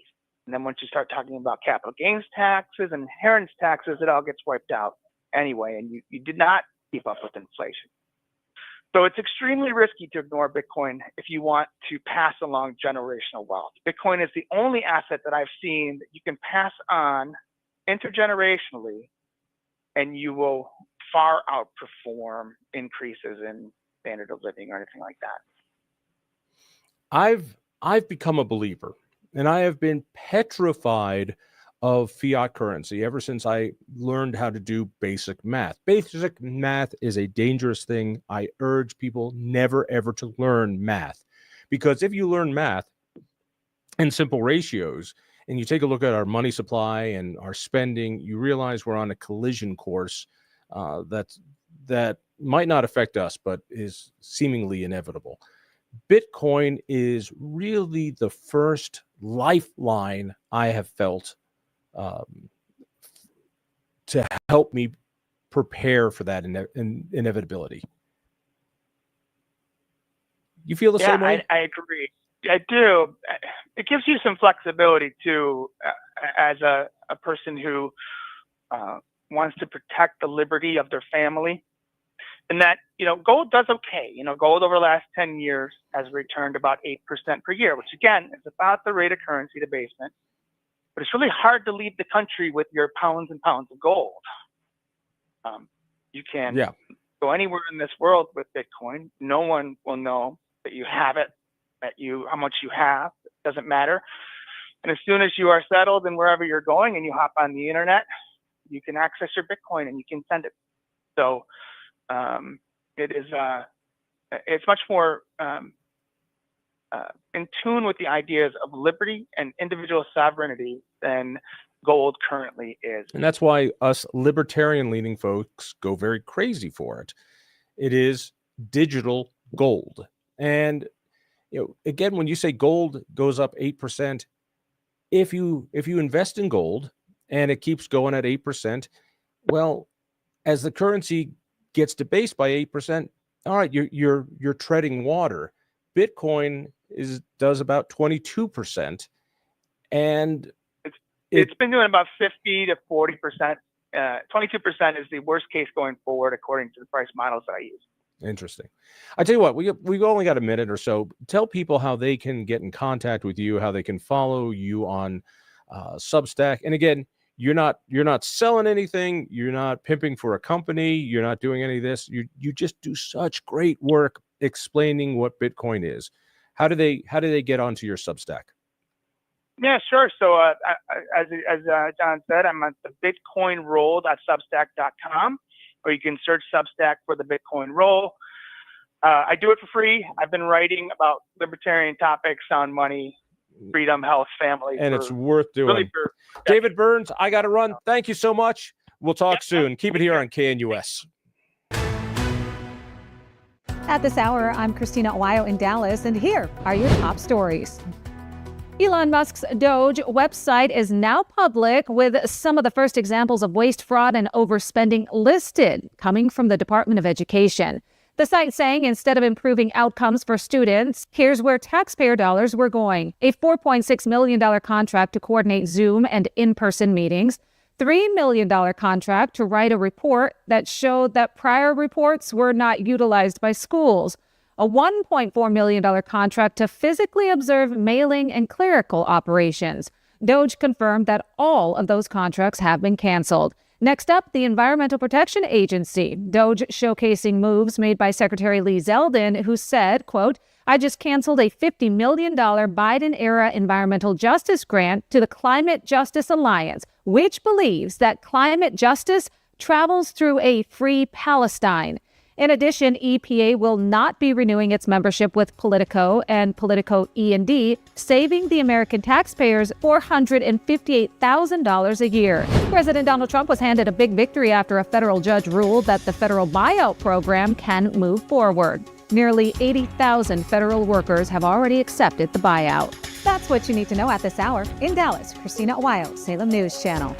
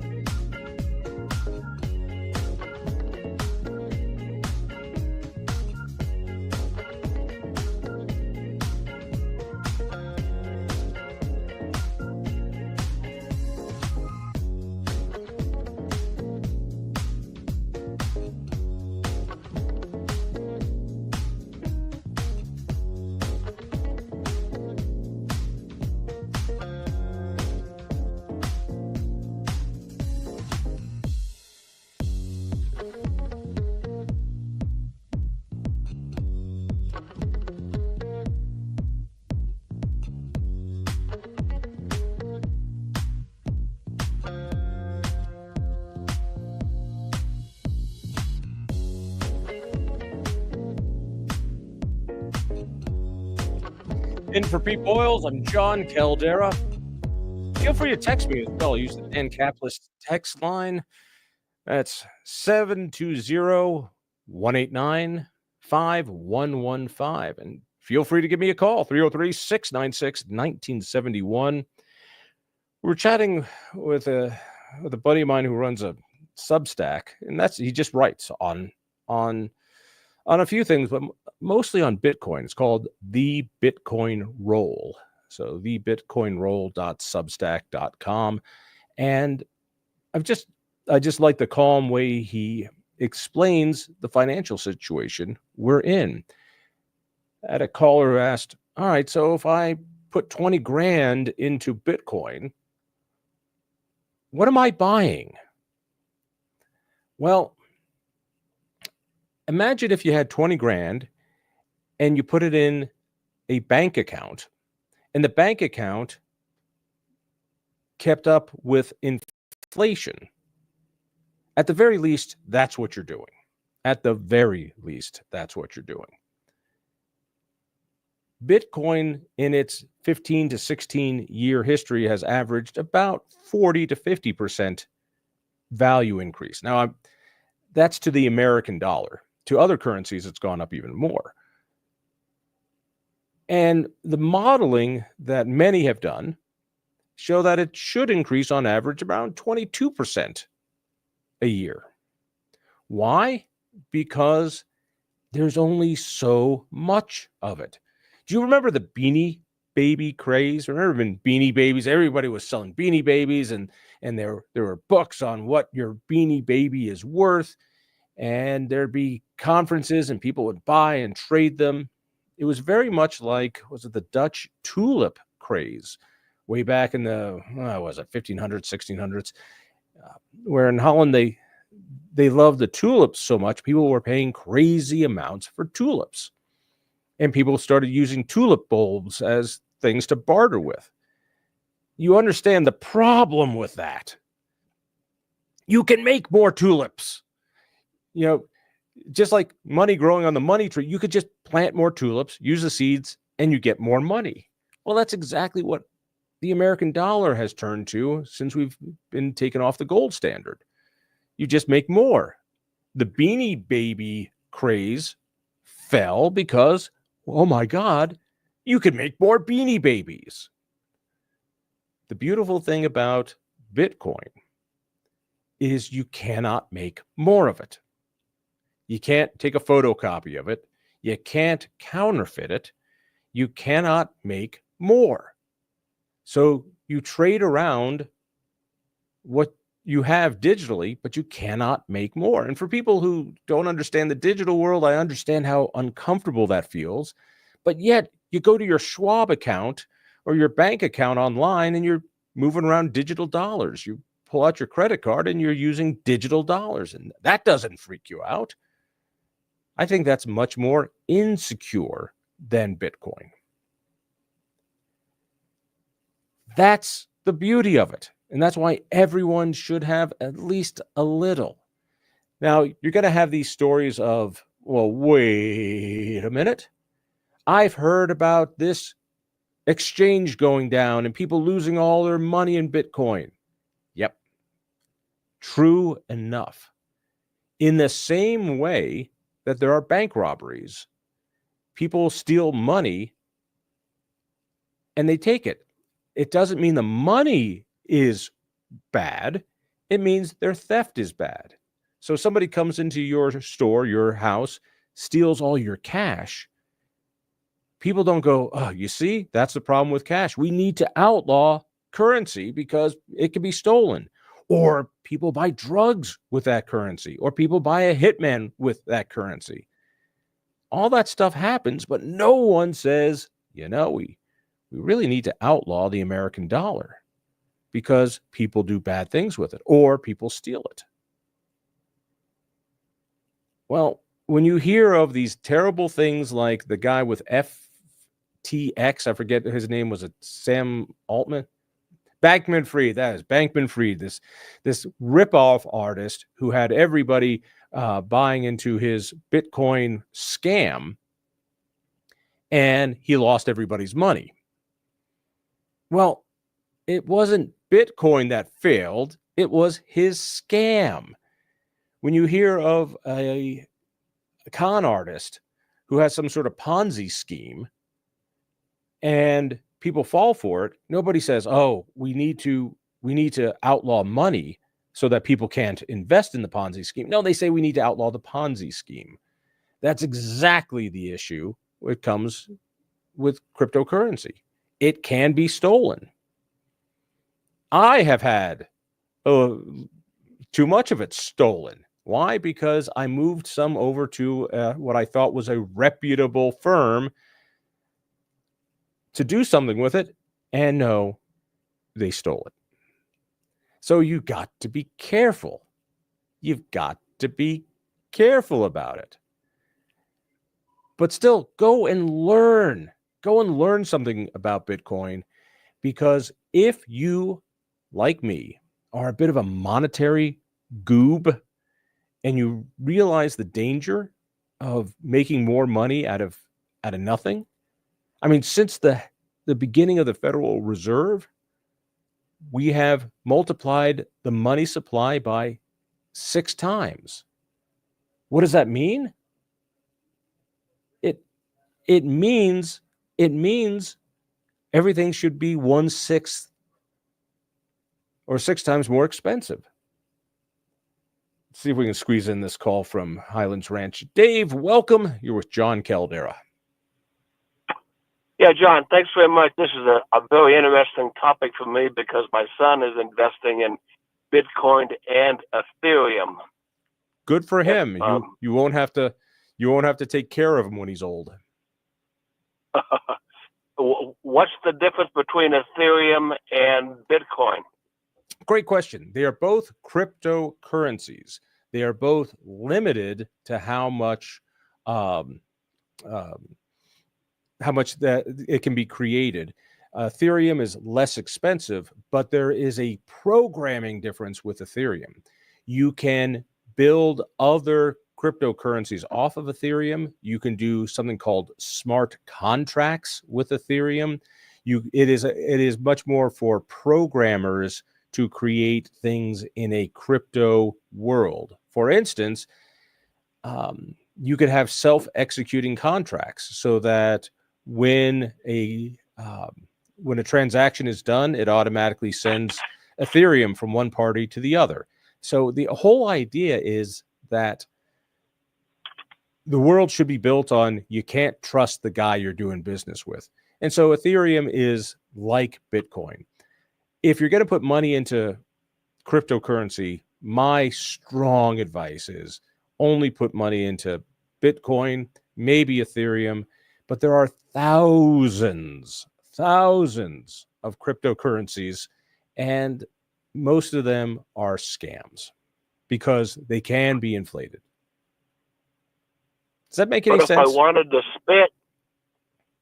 if I wanted to spend Bitcoin, like going into a supermarket and buying groceries? I can't do that at King Soopers, can I? No, King Soopers doesn't accept it. The state of Colorado does. You can buy or pay your taxes in crypto. If you go to many gold services like SD Bullion or JM Bullion, they will gladly accept Bitcoin as payment. But really how people usually do it is they will put their money into an exchange, and then when they want to they convert it to American dollars and spend those American dollars. So in America, the biggest, one of the big exchanges is called Coinbase, coinbase.com. And you can buy several different cryptocurrencies there. But you can buy Bitcoin, and then you can change that Bitcoin back into dollars when you're ready to sell it. But there's a price for doing that when you make each transaction, correct? Indeed. They charge that price. Now, when you keep the Bitcoin yourself, and I don't want to get too far down the hole, but there are different ways to save your Bitcoin. You can either save it on an exchange, which is like a bank, or you can put it in your own piggy bank, and they call that cold storage. I tell you what, we got a couple callers on this, Michael and Micha. Why don't you stay on the line? We'll do that after the news. I'm Jon Caldara. You're on 710 KNUS.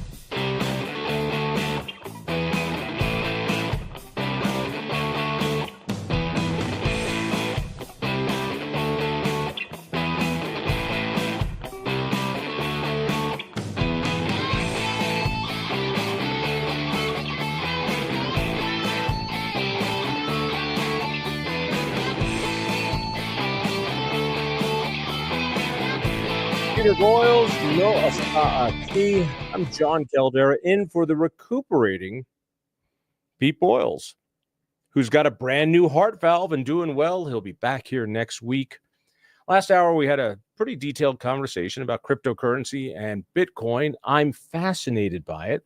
If you've never read Creature from Jekyll Island, Jekyll Island was the island off of, was it North Carolina, South Carolina? I forget, where a bunch of bankers, the rich guys, JP Morgan types, got together and basically designed the Federal Reserve and took us off the gold standard. And thus, we're in the situation we're in now. It is horrific. Now, we could go back to the gold standard. It means that, oh my God, we don't have enough gold. The price of gold would go skyrocketing. But it would be a good thing. There should be a way to make our currency limited. But you understand, politicians get elected by spending money. Bankers get rich by lending out money. So what does government have an incentive to do? To print more money, to go into debt and borrow from future generations. It's immoral. But there you have it. There you have it. Let's grab a couple of these callers. 303-696-1971. Hey, Michael, you're with Jon Caldara. Welcome.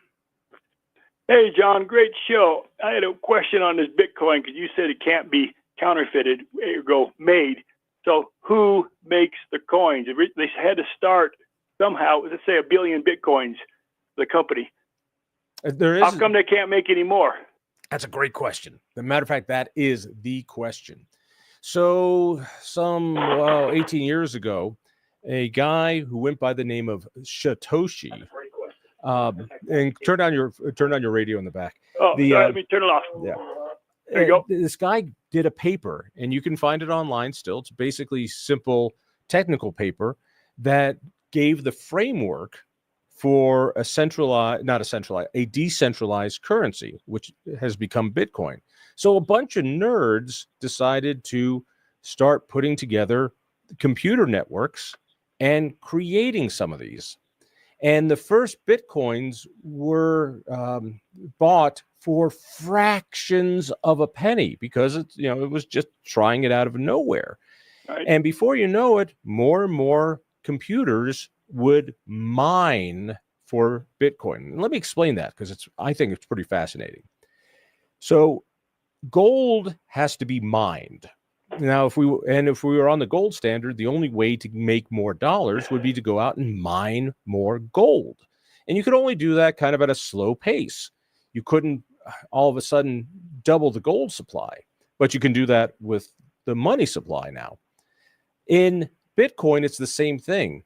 You have to mine the gold digitally. And that means that if we're going to have this system where all these different computers share a ledger, and I give you a Bitcoin, well, my ledger has to say that I've done it. Bob's ledger needs to say that it's done it. Frank's ledger needs to say that it's done it. When enough ledgers say, yeah, I see this and recognize it, then it moves. Well, what is the incentive for these people to own these computers that do all these calculations in order to move Bitcoin around? It would just cost a lot of money and suck up a lot of energy. So the reward is, after every time the transactions happen, it creates a small amount of Bitcoin, which gets dispersed among the so-called miners. That's why people put up these data centers that mine Bitcoin. They're doing the transactions. They're doing the heavy lifting and spending the money or spending their resources. And in exchange, they get the new gold that was just mined. And so it's an ingenious system that is decentralized. Let's assume that the Federal Reserve central bank blew up somehow, physically just blew up, well, we wouldn't know how to move money around. We wouldn't know, banks wouldn't know how to get money from here to there. We wouldn't know how to do a check from there to here because everything goes through a central bank. With Bitcoin, let's assume a quarter of the globe blows up. The network still holds because you have all these miners that are diffused all over the planet, keeping an eye on the same ledger. It hurts your mind to understand it. It really does. And for me, it took a couple of years of real skepticism to being really curious about it, to finally trusting it. So the miners are basically me. If I go invest some money into Bitcoin, they basically create, because I pay for it. And that's like the mine? No, the mining is in order for you to move your Bitcoin to you or Bitcoin to somebody else, it has to go through this network. And the people who run the network get rewarded by new Bitcoin that is created, but it is created at a very slow and very limited rate. So unlike the Federal Reserve, which can just create as much money as it wants out of thin air, Bitcoin the supply of Bitcoin grows at, I forget, 1%, 2%, 3% a year and no more. And that's that. And there's only 19, 20 million Bitcoin out there.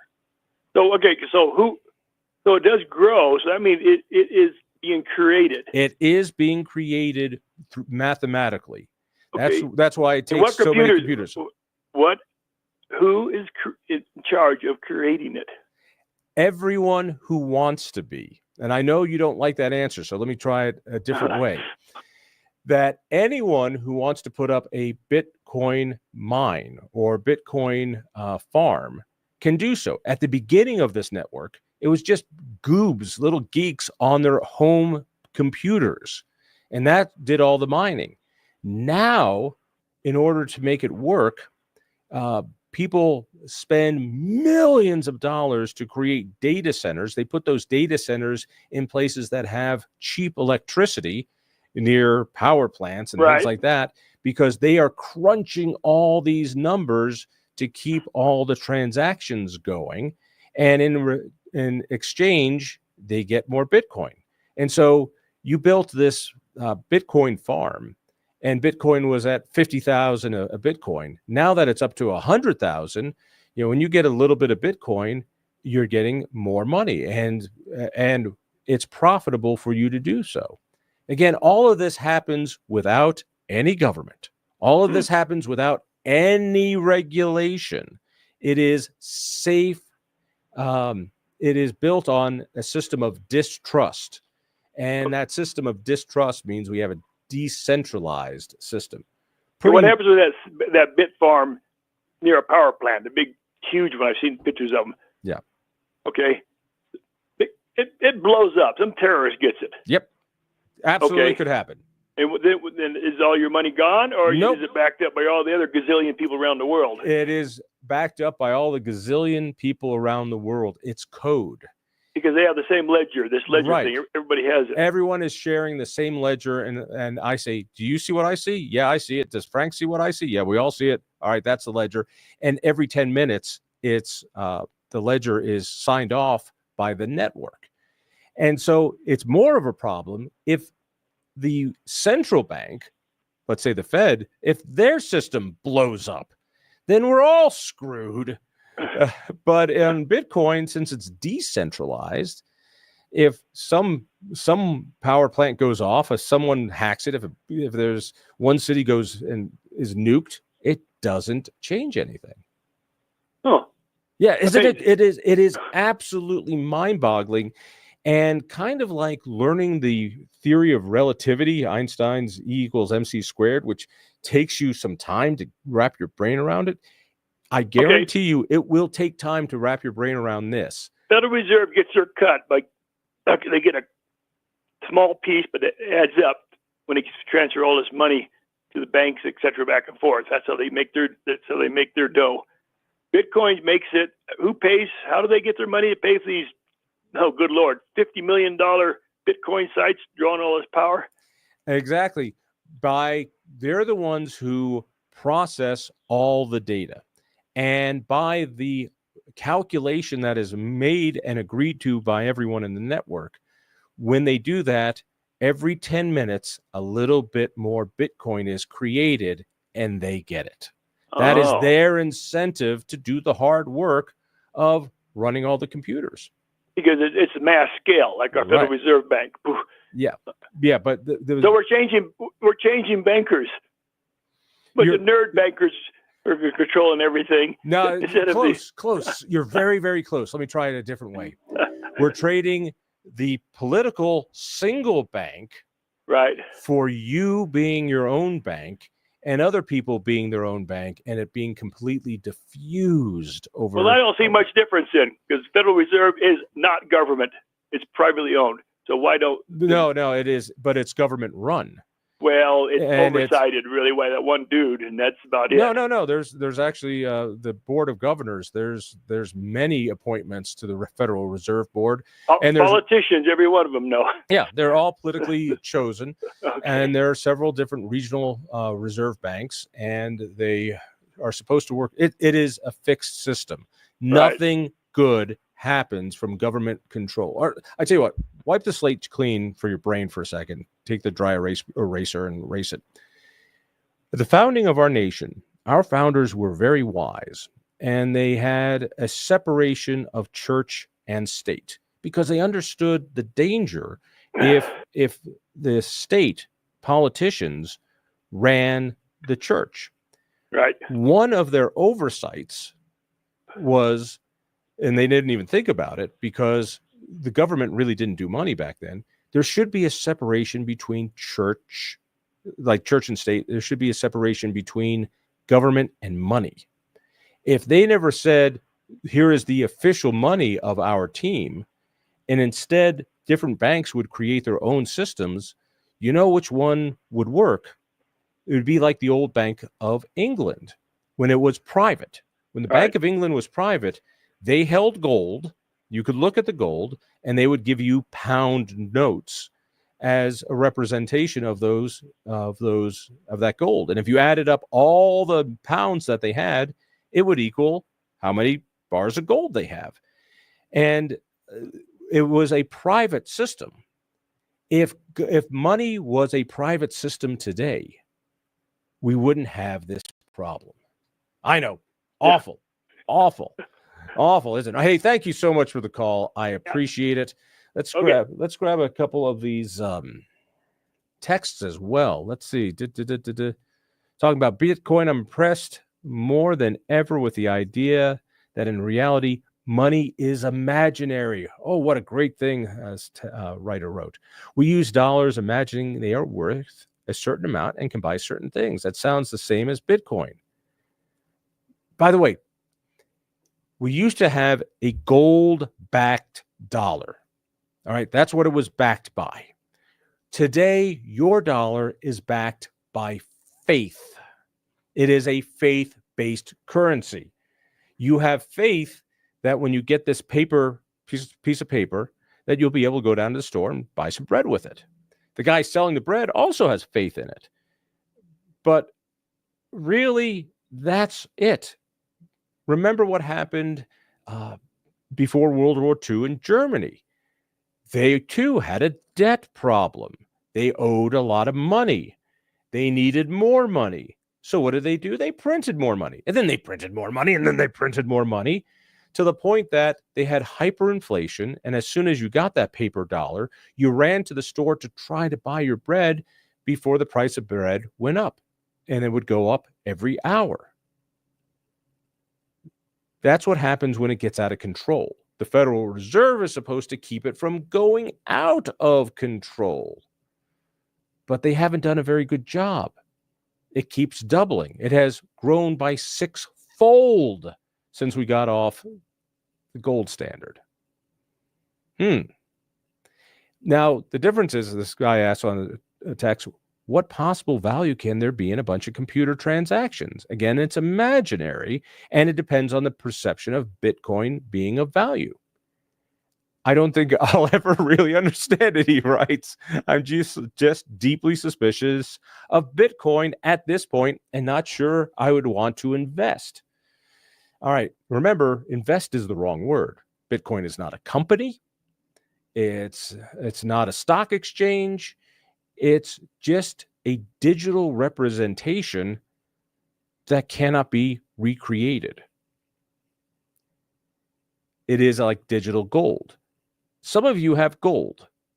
You have hard gold. And it's fun. You take out your little gold coin. You go, look, it's gold. You're like, all right, what do I do with it? You put it in a safe. It's like that, but instead of gold, it's code. And I know it's hard for us dinosaurs to understand the difference.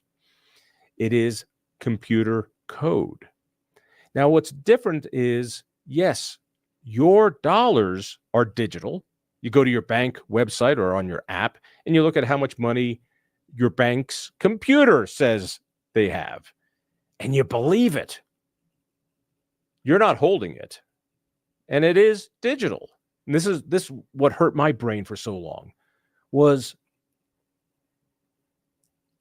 the dollars I had in my bank account were digital, but they could be debased. Debased meaning the government can make more of them, therefore my dollars are worth less. Bitcoin, also digital. I can't touch it, but it cannot be debased. That's what's so ridiculously sexy about this to me. Yeah. Gabe writes, what are your thoughts on XRP? I have no thoughts on XRP. I think that's another crypto that I just don't have much information on. Our nation never had a separation of church and state, says one text. Absolutely not true, they say. Yes, our Constitution says there should not be an official religion. That's what I mean. And there is a value. We don't have church and state. And I think it's a very good value. I think the First Amendment is ridiculously important. All I'm saying is we should have an equal separation. Something says that government will not have an official currency. In other words, whatever the currency is of the people that is accepted should be the currency that the government uses. If that were to happen, the Federal Reserve would not have been formed. The Federal Reserve wouldn't exist.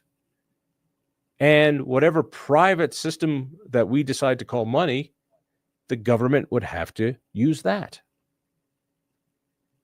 So going backward in time, when I invent the time machine, which I'm really, really close at, I will go backward in time, tell the founders, this is what's going to happen.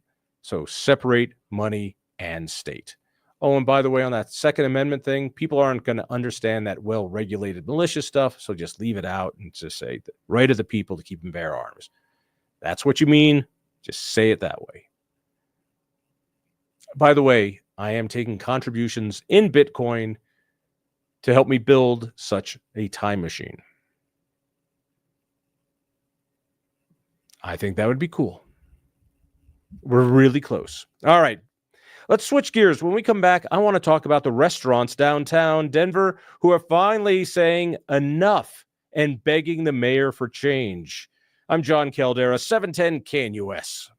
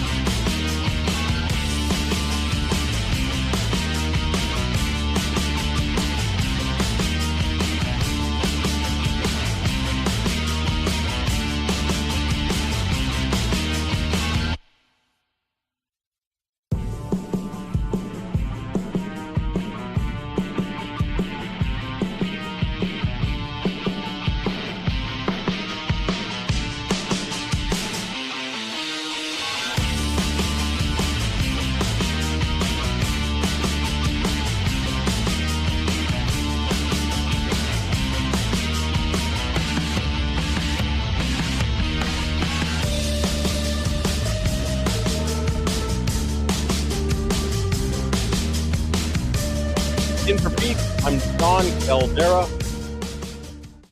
Pete is recuperating. He's got himself a brand new heart valve. You can buy the old heart valve on eBay. He's looking for money. Give me a call, 303-696-1971. A lot of folks have been calling up wondering how to get to our last guest's Substack.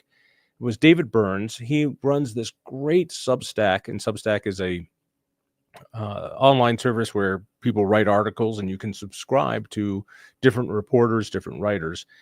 And his Substack is called The Bitcoin Roll, which is ROLL.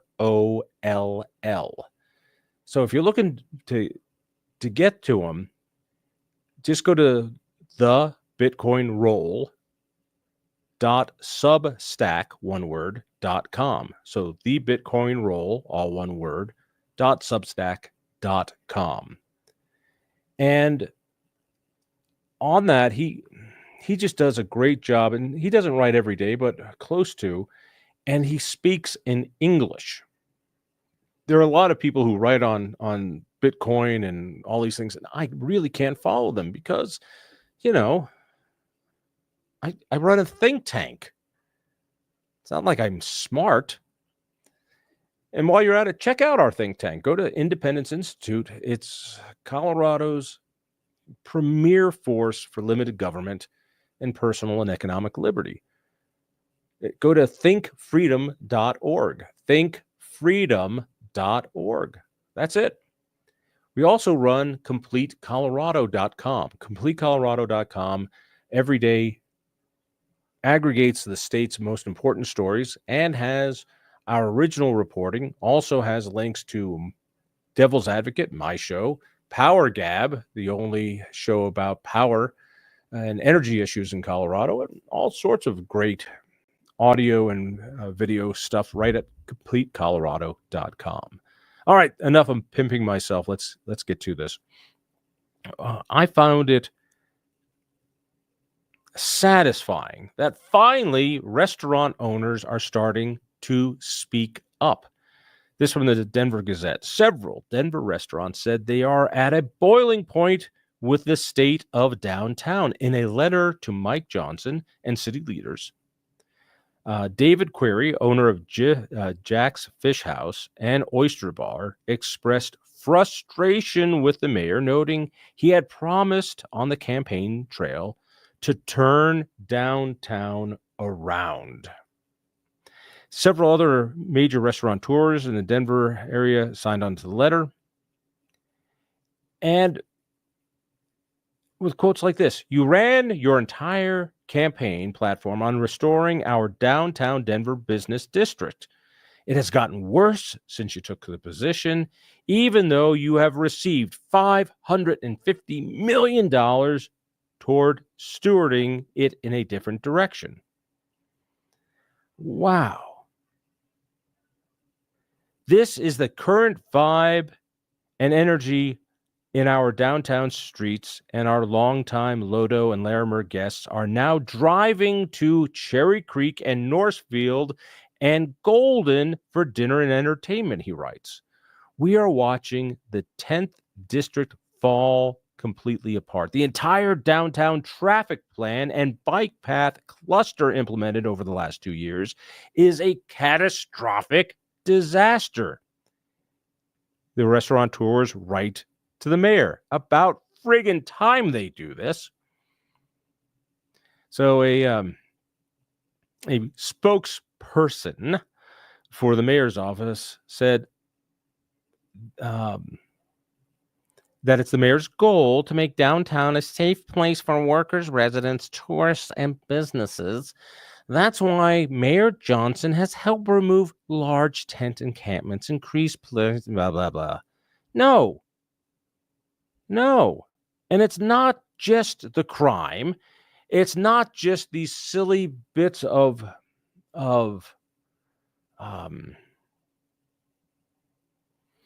these little bike lanes. They call it lane dieting. It's not just the homeless. It's also the minimum wage, which is almost $19 an hour in Denver. It's the Family Leave Act that is a payroll tax. It is so many of these things that are coming home to roost. It is about time that the restaurant owners and business owners start squawking. I wonder, and I don't have an answer for this, I wonder if Trump's election is starting to empower people to speak their mind. Have you noticed since Trump's election, people are taking on the woke world more publicly? People, privately would say, I don't want to do this pronoun silliness, but they wouldn't say it publicly. After Trump, they're saying it publicly. I wonder if this new phenomenon is helping with the restaurant owners as well.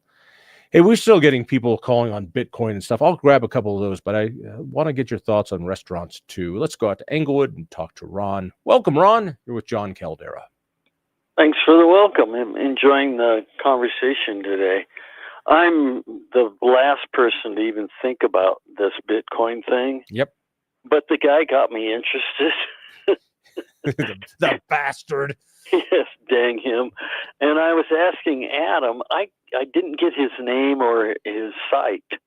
Here is the site. He's just a dude. What I love about David Burns is that he's a retired Marine. He's got some kids. He's into cybersecurity. That's his job. And up to a couple years ago, he was like you. He did not. What is it when you get, is it red pilled is when you see the world reality? Yeah. He wasn't red pilled. And some people now in the Bitcoin world call it orange pilled because the symbol for Bitcoin is orange. He didn't get orange pilled until pretty recently. And so he does this free newsletter, and just go to this website, The Bitcoin Roll. Roll is ROLL, all one word, thebitcoinroll.substack.com. Substack.com. And for those people who don't know what Substack is, you really ought to check it out. A lot of reporters and people in different areas have their own Substack. And what happens is they give out their columns, their articles, their video stuff for free. And then if you like it, they have a higher paid version for people who are into whatever it is you're into. And so I like to follow some of the monetary guys who do good writing. And this guy, he and I have become friendly over the years. He's just a fascinating guy who can speak to newbies. Also, you can go onto YouTube and just start doing what is Bitcoin. And some videos are good, some videos are bad. It's or Bitcoin for beginners, that kind of stuff. It is mind-opening. What I love about Bitcoin is if you're into it, it forces you to think about what is money, why the federal government is destroying our money, what's in it for them, and how if we ever were to take money back, we could save the nation. And so to prepare ourselves and future generations for an economic reckoning of apocalyptic scale, I think Bitcoin is probably one of your best bets. So then when you go to substack.com and then you find him there? Yeah, you can either go to substack.com and type in The Bitcoin Roll. You won't find his name anywhere, really. He should do a better job getting his name out. He's just a dude. The Bitcoin Roll. All right. And then I have another couple more questions for you. So I buy one, and I'm going to take the money from the bank. Is it like buying a house?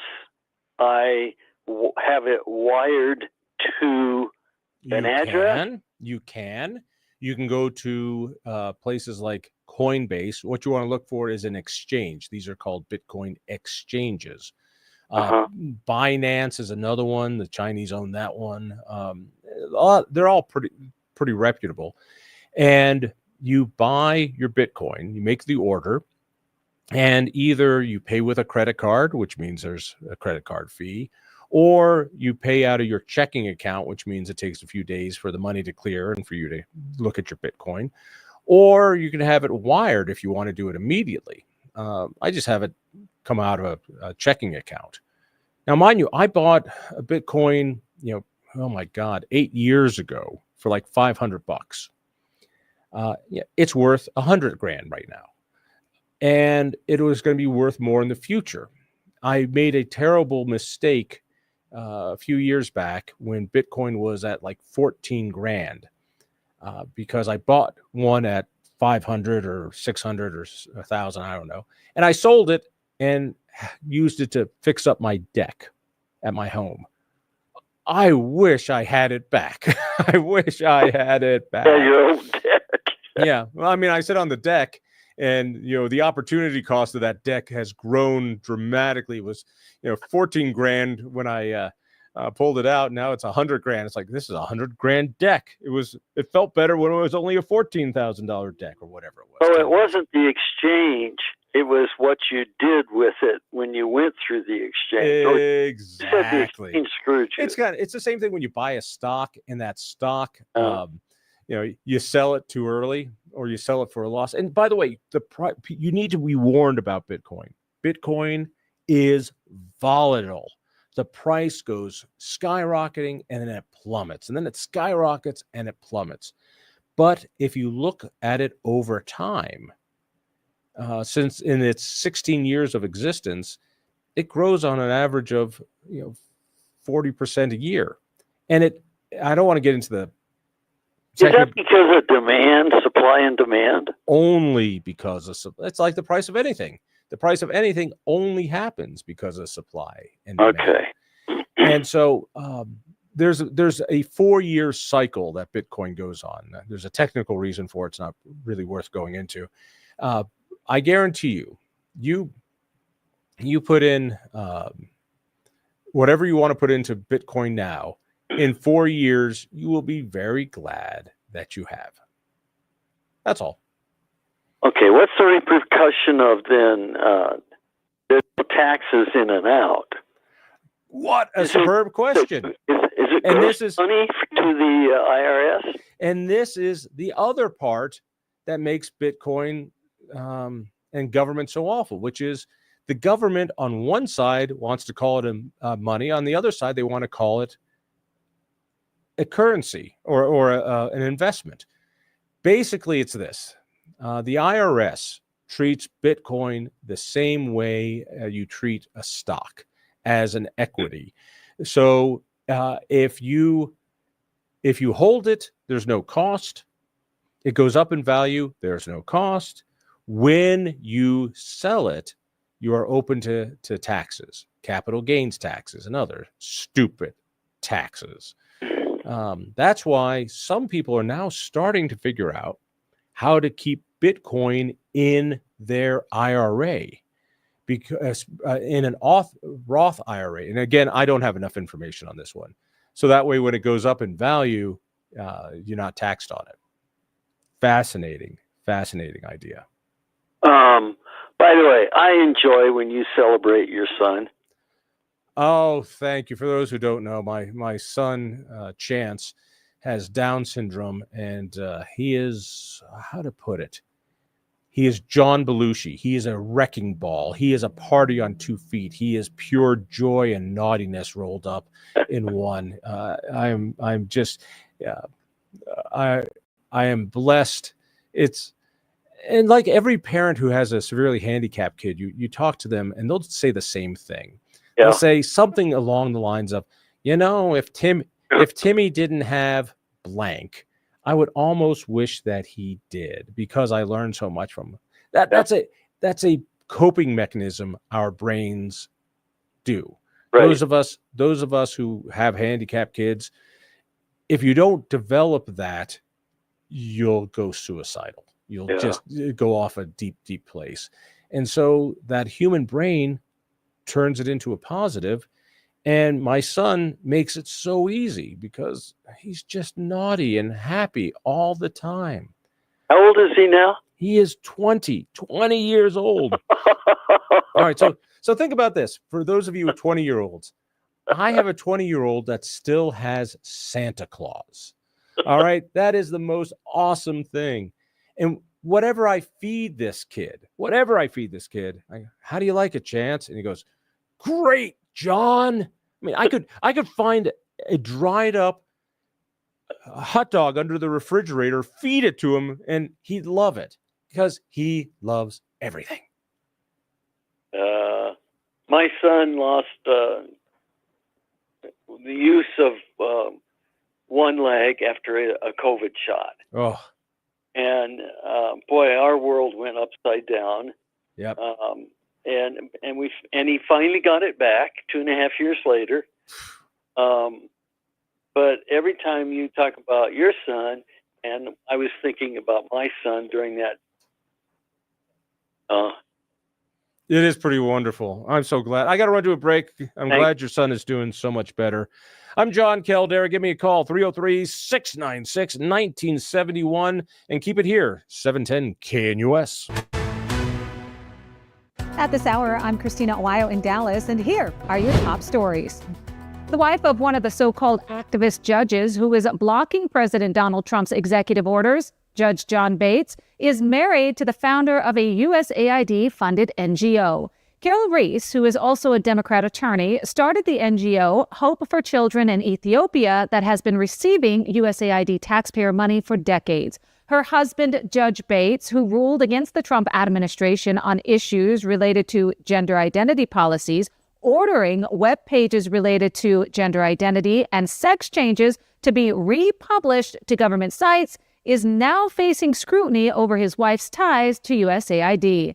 Doge recently discovered that the most of the tens of billions of dollars being sent out by USAID is waste, fraud, and or abuse. Reese established her NGO in 2003. Tax records show the organization operates out of Maryland, where the couple resides. Judge Bates has a history of ruling against President Trump and pushed the term undocumented migrant over illegal migrant in some of his rulings related to illegals.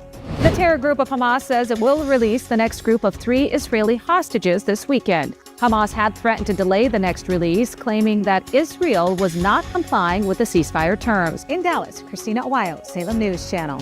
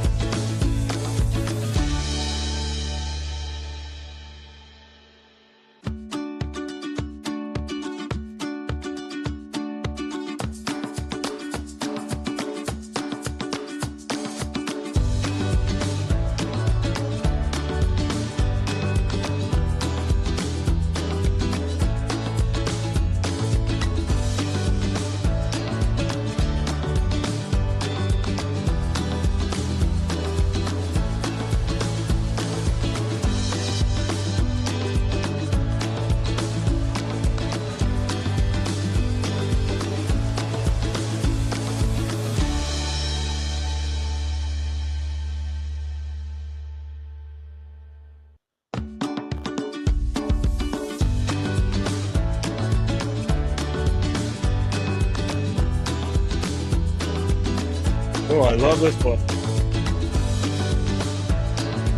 I can't stand Sitting on the Dock of the Bay by Marvin Gaye. It's hard to believe that this cool song is done by the same guy. All right, I can't believe we got jam lines still on Bitcoin. I got a text here. Bitcoin is nothing. Its value is the belief that it is something. US dollar is also nothing. It's all fiat currency. All right. So for the last hour and a half, you have not heard what I've said. The US dollar is fiat currency. That is, the government, via its Federal Reserve, decides how much we have. Let's just print more. All right, we'll print more. And they print more. It's valueless because it can be debased like that. It is the debasement, that's the term economists use, of just making more. Back in the days when people used metal coins, they would debase those too. They would, I forget what it was called, but they would shave the side of a coin and take off a little gold. They'd grab their customers' gold, shave a little off, and then pass it along. It was so little that people didn't know. Coin clipping. Yeah, I guess it was called coin clipping. That's why when you look at a quarter or a dime, it has those ridges around it. The ridges are there as a security measure to say, hey, if you don't feel those ridges, somebody's been clipping your coin. That's not fiat, assuming the coin is actually valuable. I'll give you my time machine example of a quarter in a minute. With Bitcoin, you cannot clip it. That's why it is not fiat currency. You cannot make less of it. You can't make more of it, I should say. You cannot make more. There's no central authority that says, hey, time to print up some Bitcoin. No, Bitcoin grows at a flat rate. It cannot change, cannot change, cannot change. We need more money. Well, go for fiat because they can print more money. You can't print more Bitcoin. That's the beauty of it. So it's not all fiat. Paper money is fiat. Bitcoin is like gold. If you like gold, if you understand why gold should be backing our dollars, if you understand why holding gold gives you some sense of security and savings, then you need to do the same with Bitcoin. It's the digital version of that. All right, let's go to Denver, talk to Frank. Frank, you're with Jon Caldara. John, thanks for bringing your guest, and thanks for your comments. You guys have the best explanation of Bitcoin for me that I've heard thus far. Do you have any thoughts on the potential devaluation of Bitcoin going forward into the future, either by governments or technology?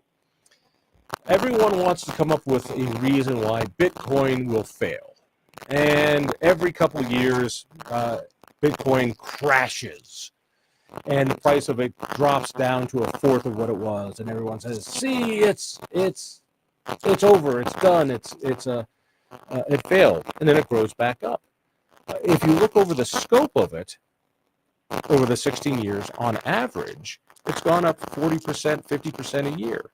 And most models show that at least, when you average, that's the big point, when you average, it'll be about 22% interest or growth per year compared to the US dollar. And at some point in the future, we might not compare things to the US dollar. It might be just by Bitcoin. Or think of it this way. 16 years ago, when it started, you could buy a Bitcoin for a penny, and then 5 cents, and then 10 cents. And when it shot up to $1, people thought it was ridiculous. And then it shot up to $10, and people thought it was ridiculous. And then it shot up to $1,000, and people are like, that's ridiculous. And it dropped all the way to $200 or $180. But $180 is sure a lot more than a penny, sure a lot more than a nickel, certainly a lot more than $1, certainly a lot more than $10, those other highs. So that will continue. Or to put it differently, My thoughts were that, the two things that I could see looming in the future might be either overregulation or regulation by governments, or the other thing is a change in computative technology with AI, such that it's cranking out at a certain rate now because of the difficulty of computing and generating. But if by some mean or flex of the computing system, it all of a sudden became more rapidly creative, that could devalue it or cause it to take a dive for a while. I don't know. I think you're absolutely right, and my worry has always been quantum computing. Quantum computing is basically our computers work on a binary system. A quantum system makes it into a not one or two, it is one or two. It's one, two, one or two, or two and one. I mean, it's just they have four bits instead of two. But the point being, will quantum computing break Bitcoin? And I've brought this forward to several people in the Bitcoin world. They say no, because as that builds, the community will respond with better and better encryption that will hold it. So, But if you bring in the idea of AI, that applies to so many other spheres in our world, such as caused Musk to make a comment about his fear for AI, that so many things that are of a human nature can be relatively cheapened by the generative ability of AI and people to seek out a simple answer, such as you go to an AI psychologist and you don't get to the real bottom of the problem. You do a generating thing that's generated, and it's the input of the AI data that gives you the product, the final product. So it's a fascinating subject all around. It is. I believe that if quantum computing is a threat to Bitcoin, it's a threat to a whole bunch of other stuff first. Right.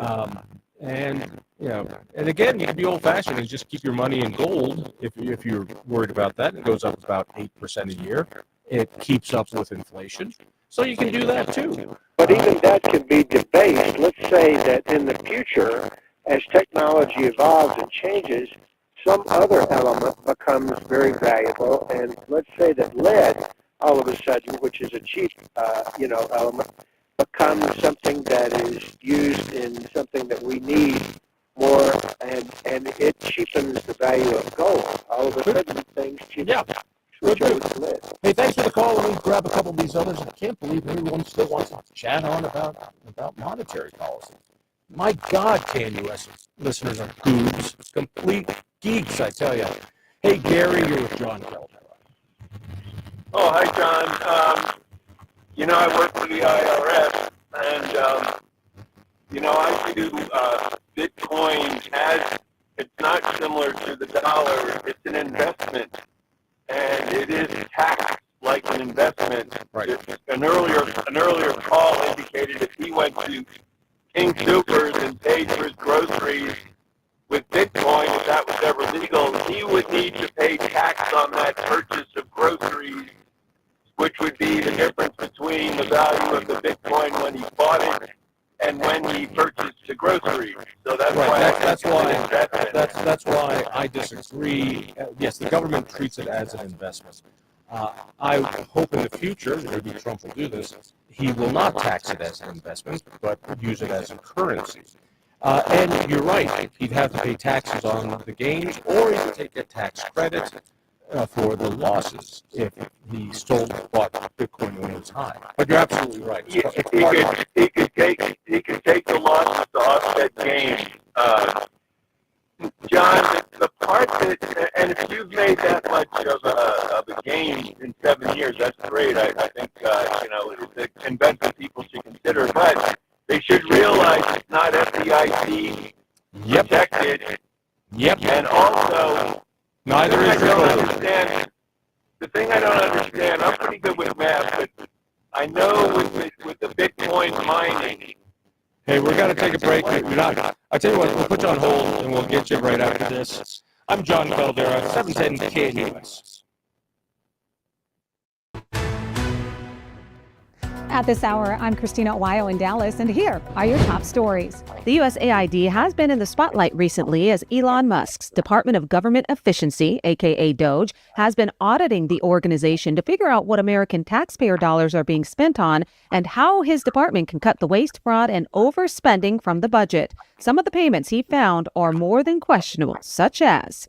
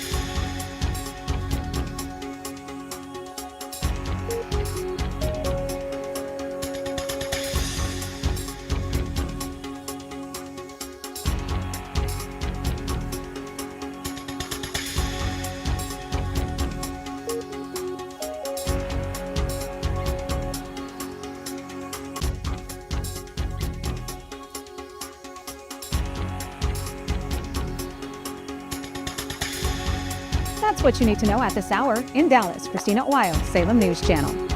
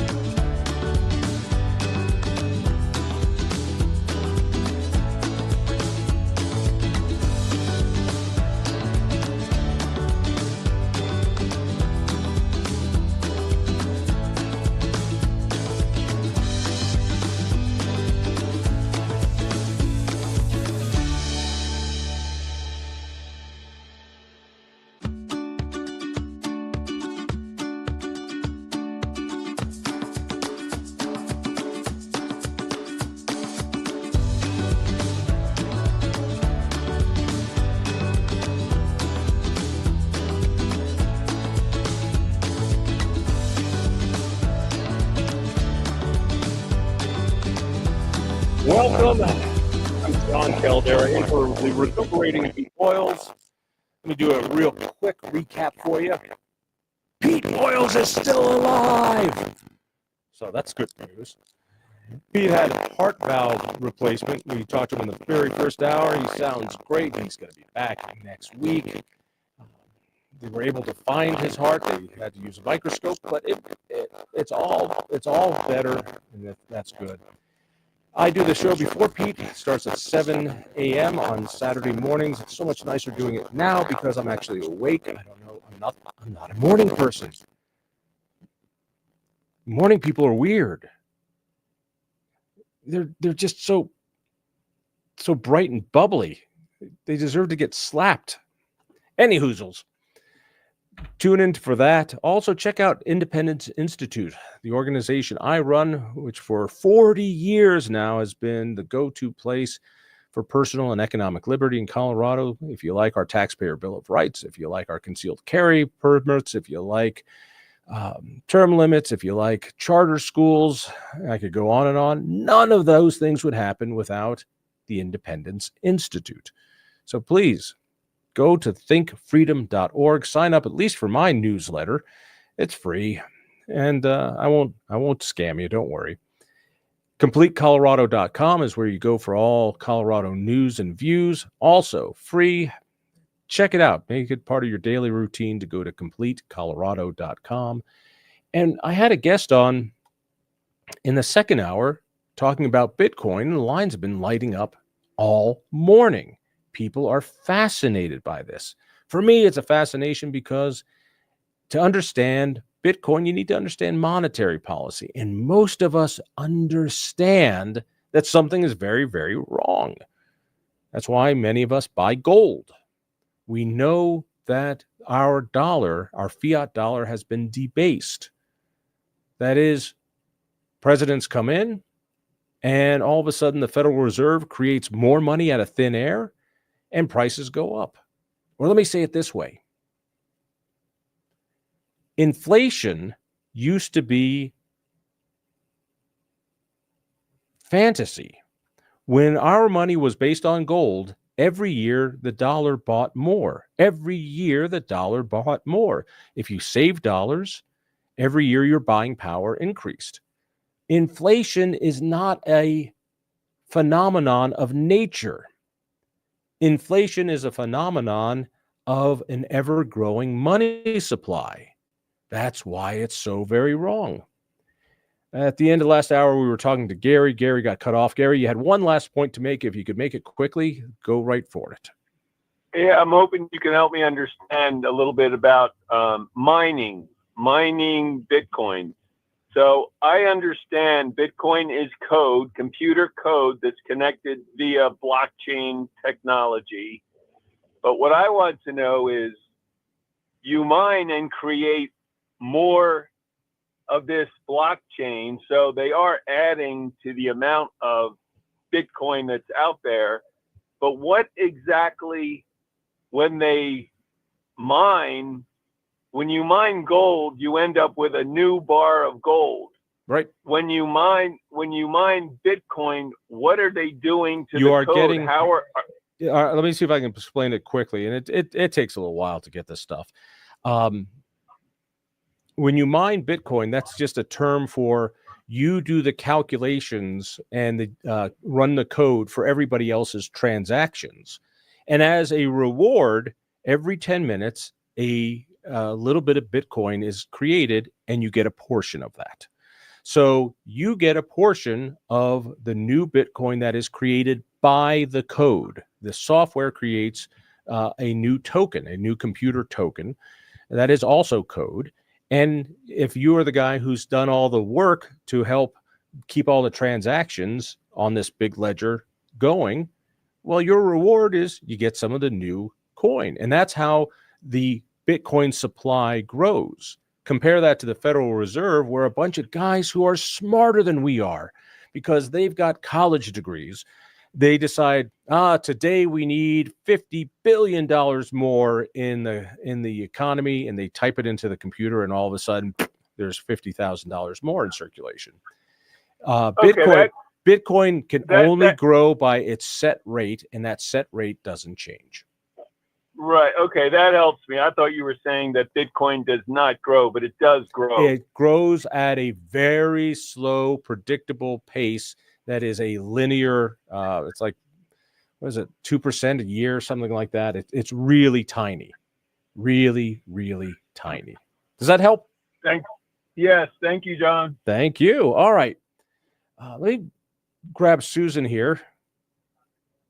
Not literally, because, the restraining order, but let's get her on the phone. She's been very patient. Suzanne, good morning. Good afternoon. You're with Jon Caldara. I have a silly grandmother question. Yes. Every year and at Christmas, I either give my grandchildren silver coins or $100 bill. Ooh. So if I wanted to give them a percentage of a Bitcoin, how would you do it? And why would you do it? Say for $100, that percentage. That's a great question. So my mom still sends my kids envelopes on birthdays, and there's some cash in it. And I knew I was an adult and everything was awful when I got a birthday card from my mom and I turned it upside down and opened it and nothing fell out. Is this a sign of adulthood? I do not like this. So in the future, how are you going to do that if you want to give your kid Bitcoin? Well, Bitcoin is stored, that is, in what are called wallets, because it's not a physical wallet, it's a digital wallet.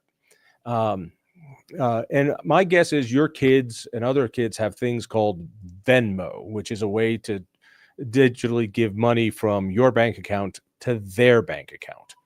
Well, Bitcoin kind of does the same thing.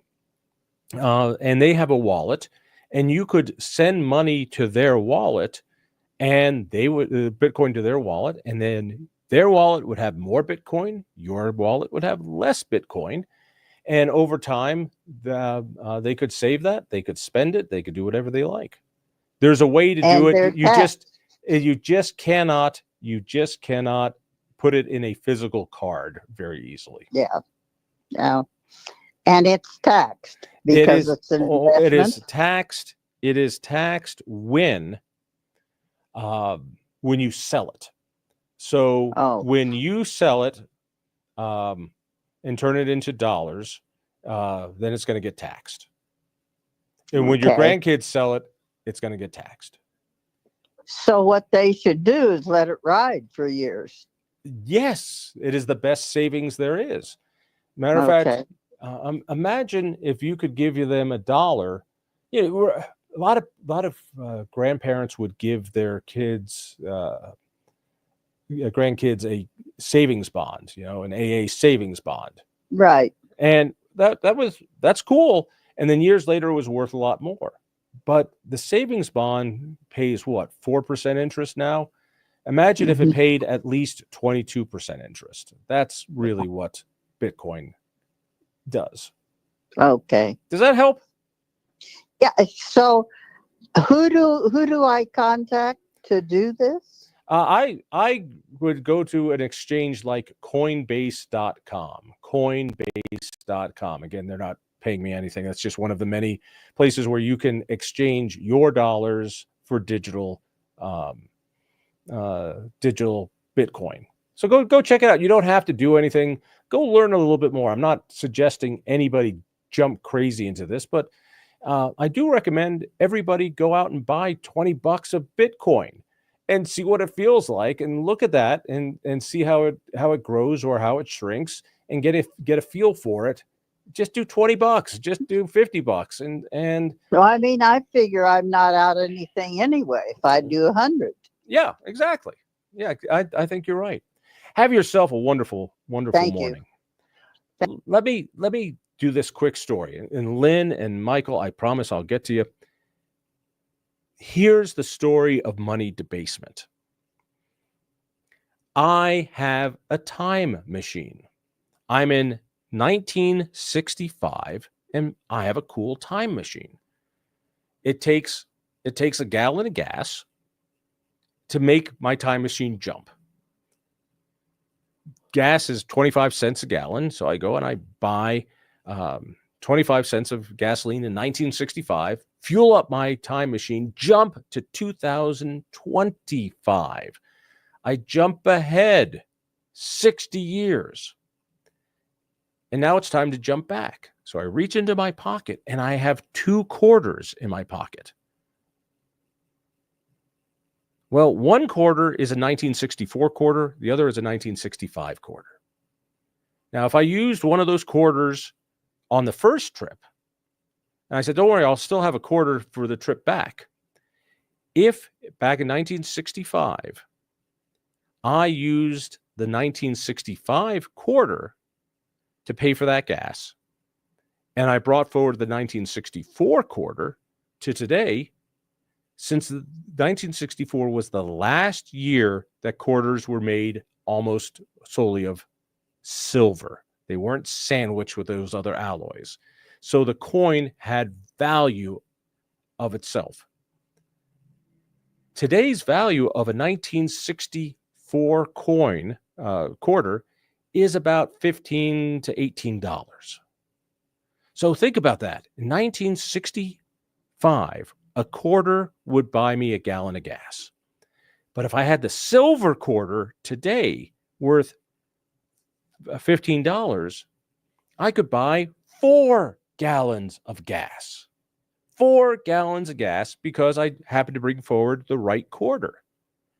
If I brought forward the 65 quarter, it would be worth 25 cents.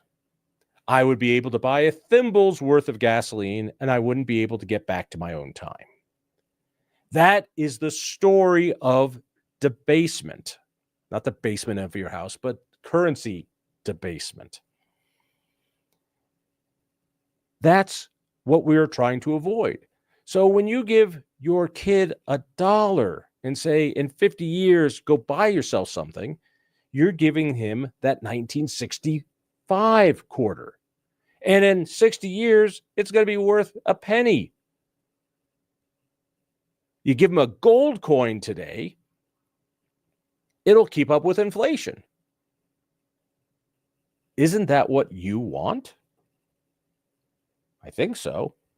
Let's sneak up to Evergreen and say hello to Lynn. Lynn, you're with Jon Caldara. Oh, John. Oh, my gosh. Thank you so much. I mean, your deep dive into Bitcoin was amazing. Wow. I've always been skeptical about that. I mean, it's kind of like, buying investment in paper gold or paper silver. Right. Well, it's only worth the paper it's printed on, right? Exactly. But boy, thank you so much. I mean, I have a wealth of information I didn't know thanks to you. Wow. Does that mean you'll give me all your Bitcoin? Are you selling Bitcoin? No, I want your Bitcoin. Oh, I don't have any. Well, I don't go have buy any. some and just give it to me. Oh no, I'm not going to give it to you. I'll buy some and keep it, or give it to my. You're not as grateful daughter. as I thought. You know what? Let me try this analogy and tell me if it feels right. Those of us who are old remember the way back before time when there was no internet, and then we started doing email and we started getting it, and then we had some friends who bought things on the internet, who put their credit card on the internet. And you realize how crazy that sounded. Do you remember back then how skeptical you were about doing finance, doing banking, doing anything on the internet? Yep. It's not safe. People feel that way right now about Bitcoin because they don't understand it and they might not protect themselves correctly with it. That's too bad because it is a revolution just like the internet. Yep. And I love your simple-minded, layman analogies you've made about, investments and the worthless dollar and debasing currency, all of that. I loved your analogies. Well, remember, they were so simple. It takes a simpleton to speak simply. That's my my skill. When you're not very smart, you got to dumb it down to a level even I can understand. And mind you, it's taken me a few years on Bitcoin to understand it. But if you understand why paper money and this growing money supply is a problem, and why debt is a problem, then you will look at Bitcoin as one of the few ways to hopefully protect yourself. Nothing is guaranteed. Let me be real frank. Nothing is guaranteed. Anything can turn to zero, including the paper dollar and maybe except Bitcoin. Nothing is guaranteed except death and taxes. Boom. Boom. Agreed. Hey, have yourself a great morning. Thank you. Thank or you, afternoon. John. Thanks Thank so you. much. Let's sneak out and talk to Michael, the millennial. Oh, I hate millennials. They're all, 17 years old? I'm getting so old that millennials. How old are you, Michael? I'm 28, John, and I'm not your typical millennial. I've called into talk radio shows since I was about 22, and I've listened to talk radio since I was about 12 years old. I used to call into the Jim Bohannon show before he died, Coast to Coast AM, Peter Boyles, of course, so many. So I'm Probably not your typical Rosen millennial. as well. Yeah. Yep. Yeah, Mike Rosen. Yeah. I started listening to talk radio about your age too. That age. Yeah. Too, But it's sad because it's a dirty little habit like smoking. You got to give up talk radio. It's I wish more younger people, cared about participating in talk radio. And I think that that's something, I've always been really passionate about, is making, radio exciting to a younger generation. I think that that's really important and vital to its survival in the future, quite frankly. agree. And what I find so special about talk radio is I can say something stupid, as I often do, and anybody with a phone gets access to the same airwaves, gets the same wattage behind their voice to correct me. It's not a letter to the editor that I can edit or choose or not put forward. You get to counter me right at live speed. Everyone gets to hear your opinion versus mine and then decide. Hey, we've only got about a minute before I got to take a break. Absolutely. So. Could you hold me over maybe, because I had some really important points, but I was just going to talk a little bit about this. House Republicans this past week released their new budget plan. It would raise the debt ceiling by $4 trillion. They also threw in about $1 trillion in compulsory cuts to Medicaid. And here's kind of the problem. It also calls for states to come up with the money to fund the Medicaid themselves or slash benefits. And this is I haven't heard many people bring this up, but, looking at my problem with this is the House GOP, the Republicans, when they're talking about cutting Medicaid, they're not breaking it down by, okay, what areas of Medicaid are we going to cut? For example, your son, he has disabilities. A lot of the programs, people with disabilities, they're funded by Medicaid and Social Security, two of the programs that are on the chopping block here. So it would be helpful if, the House Republicans said, okay, well, that's not going to be touched. People that cannot work. I'll tell you what, let's take a quick shot at that. We've only got a few seconds. I'll be happy to hold you over. It's a great question. The answer is this. We will not be able to fix our economic problem if we don't take a look at entitlements. And going into debt is going to blow us up anyway. So what do? I'll take a shot at that when we get back. You stay on the line. And dear listener, keep it here, KNUS.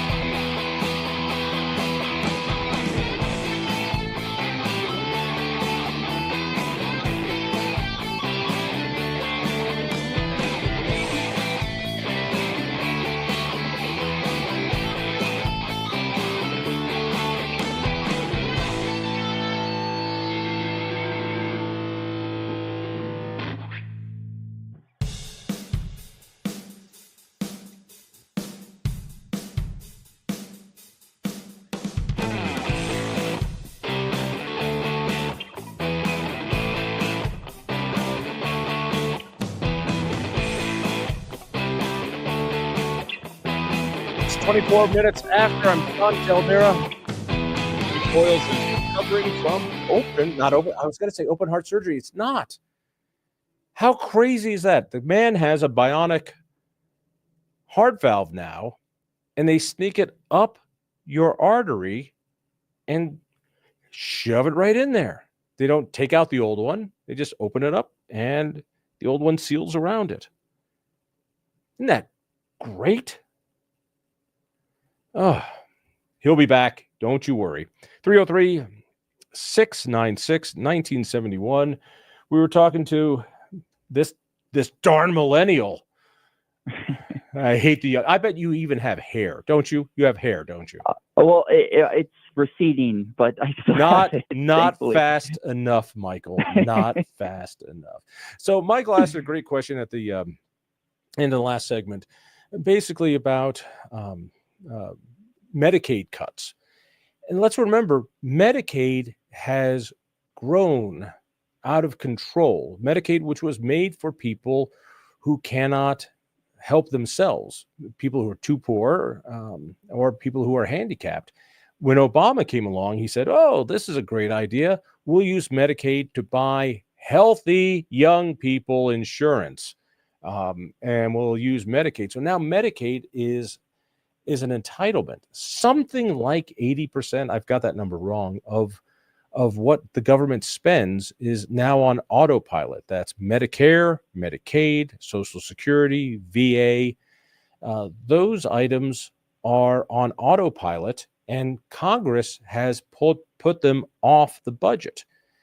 So all this stuff that Elon Musk is doing that's causing so much angst is only for this tiny little bit of the budget.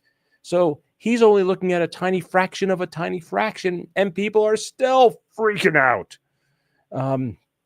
I find that absolutely amazing. You mentioned, John. Let me get this one thought out. If I could add something real. Yeah, okay. go ahead. I was just going to add. I don't think $1 trillion in cuts to Medicaid is a tiny fraction that they're wanting to cut. And Elon Musk, he's been one of the biggest proponents of cutting Medicaid. I would assume more than that. So I wouldn't consider that a tiny fraction. First of all, a proposal to cut $1 trillion is a proposal, not reality. It's in the budget. Yeah, it's not. No, the budget hasn't passed, and let's keep it in mind. Those things are going to be the last to be cut, without a doubt, the very last. Take a look at, you're too young to recall, but we had a welfare issue, a terrible welfare issue, when welfare was run by the federal government. So somebody's on welfare here in Colorado, they got to deal with the welfare offices in Washington and run through all that bureaucracy. Republicans pushed, and after 2 vetoes, President Clinton signed, putting welfare to the states. And so the states were granted money, and they were free to decide how to spend that welfare money. And then all of a sudden, with that freedom came along things like some states said, you got to look for a job. Some say you have to prove that you're looking for a job. Some said, no, you got to do this training. And the amount of people on welfare plummeted. What will happen at some point will happen the same to welfare or to Medicare. And it should be block granted to the states. And all the bureaucracy, and I'm starting to learn this firsthand. My son gets a little bit of money from Social Security because he's disabled, and he gets money from Medicare because he's disabled. He's an adult that cannot talk well. He can't read or write, and so he gets money from the state. And the bureaucracy involved with it is insane. The restrictions that happen with it are insane. And if we just got the cash, we'd be able to do a lot more. So the reform will need to happen. But quite simply, it is unsustainable. It's unsustainable because it's a pay-as-you-go system. People haven't saved up their money for Social Security. Their Social Security is a is a pay-as-you-go system. Yeah. I would add, I think the main thing that so many advocates are trying to protect is just to say, listen, no programs for individuals with disabilities in Colorado need to be cut from these Medicaid cuts. They're looking at 4 categories, which they want to reduce, called mandatory spending. And what that consists of is, I'm sure you know, but Medicaid, Veterans Affairs, Social Security, and Medicare, if I'm not mistaken. And they're going to do my thing is they're probably going to do reevaluations for people that are on Medicaid getting these benefits to determine if and how much they can work. Okay, I don't think that that's the issue. I think, again, just to drive home this point, is the people that are not able to work, that have disabilities, and they're going to have a disability for the rest of their life, and there's not much hope for them. They should be unaffected by these Medicaid, Medicare, Social Security cuts, which fund their benefits. That's, I think, the main. I'll go even thing. farther. I will say that those people who are truly handicapped deserve more in money, more in services, because they cannot take care of themselves. The people who deserve less money are people who can take care of themselves. So the idea that we are spending Medicaid money to subsidize medical insurance for 25-year-olds is ridiculous. These people are able to work. They should be paying for their own way. And so we've got a situation where we are giving our benefits to more than half of the nation. That is a recipe for economic collapse. When more than half of the people are getting benefits from the government, and it's a democracy, well, what are those people going to be voting for? They're going to be voting for more stuff. And as that happens, they'll elect people who give them more stuff. We go into debt more. We have more fiat currency, and it will explode. Here, let me go in a different direction. You're 27 years old. How to put this? 28. 28. As if it matters to a guy my age. So let me, Michael, how to put this gently? You are screwed. The previous generations to you have hosed you. You have money that is worthless. It has no real value. It's not backed by a thing. You work now, and your money goes to people who put in a lot less money into retirement. So you're paying for people to get more in retirement benefits than they put in. But John, I think you're ignoring the elephant in the room here. Where is the money that's going to be going from these Medicaid cuts and all these cuts going to? It's going to corporate tax breaks for billionaire companies, organizations, and you got to mention that. I know that GOP hates to mention that, but that's you got to mention that. No, the way you put that was so very inaccurate. The money is not going part of it to some of it. Well, no, hang on. Money doesn't go to tax breaks. Money comes from taxes. If people pay less in taxes, even corporations, because people organize via corporations, if corporations are paying less in taxes, they're not getting money. They are having less money stolen from them. Now, if you want to talk about the issue of cronyism, you and I will have a nice long conversation because that's very true. Businesses who are powerful that get tax breaks, like the environmental complex, the biggest cronyism happens in the name of environmentalism. And it's wrong. It's absolutely wrong. Liberals like to talk about cronyism when it comes to, big companies. And then you say environmental cronyism and they shut up, but that's where it mostly is. The military industrial complex has never been paid less as a percentage of the GDP. Used to be that we spent upwards of 12% of our budget on the military. That is now below 3%. We spend more money servicing the debt than we do on the military, meaning that debt is going to become a national security issue in future years. So when you say, we're giving them this money, no, we're not giving money to anybody. We're stealing less of money. Maybe we're stealing it the wrong way. Now, the question is, how do we fix this? I contend more socialism will only give us more of a problem.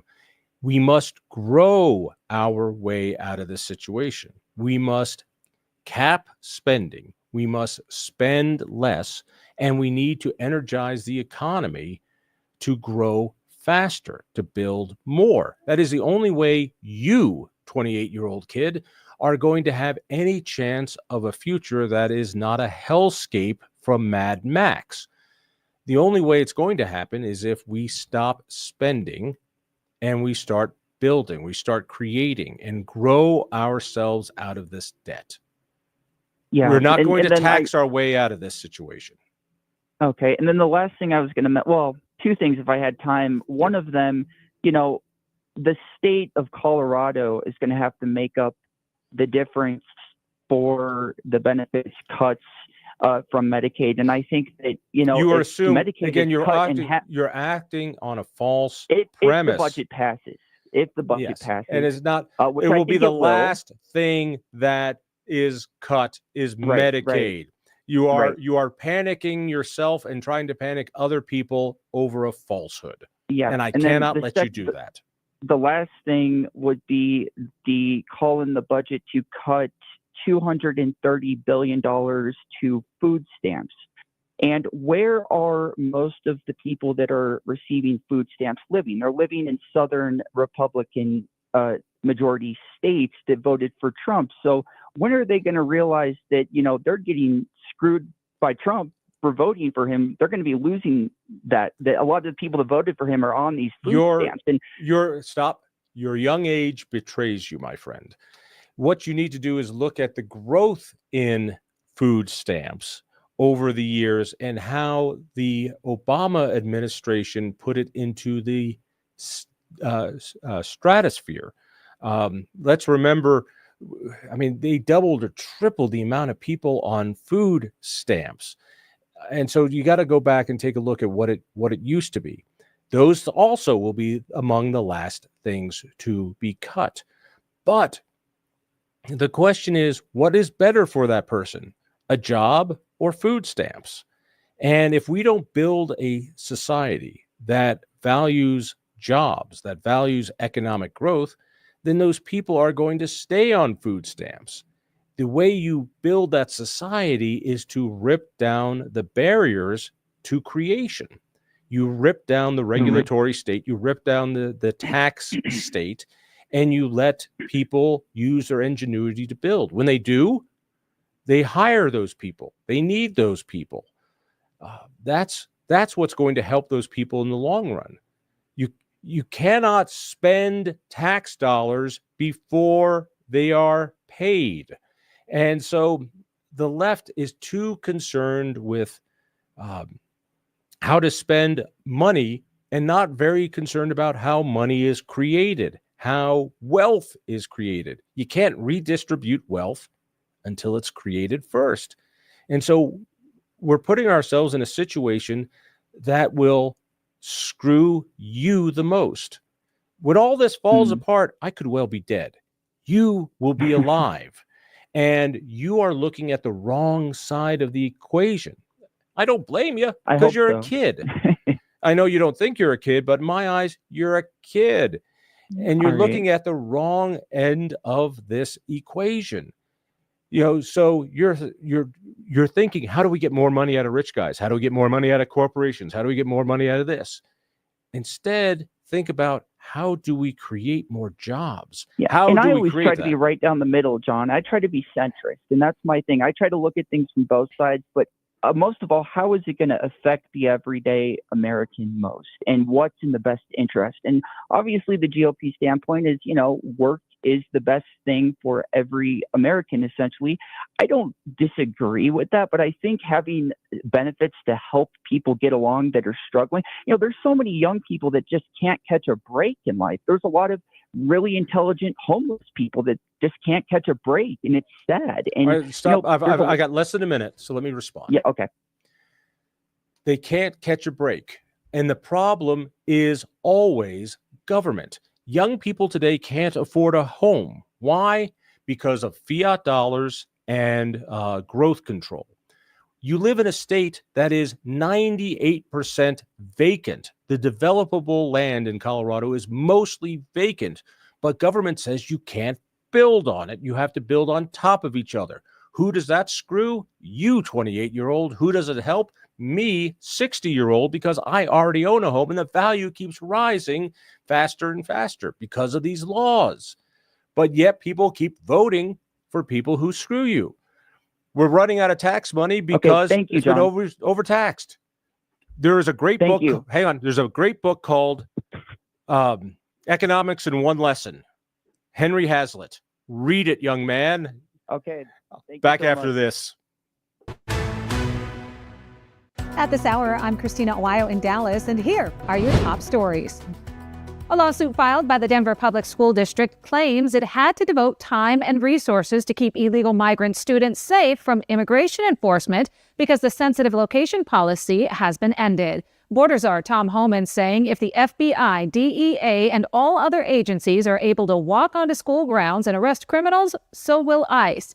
He said, "We are going hardcore and we are going to arrest criminals." Homan asserting that they are not doing sweeps of schools, criticizing the Democrats and media outlets for fear-mongering, but said they will arrest illegal migrant criminals no matter where they are.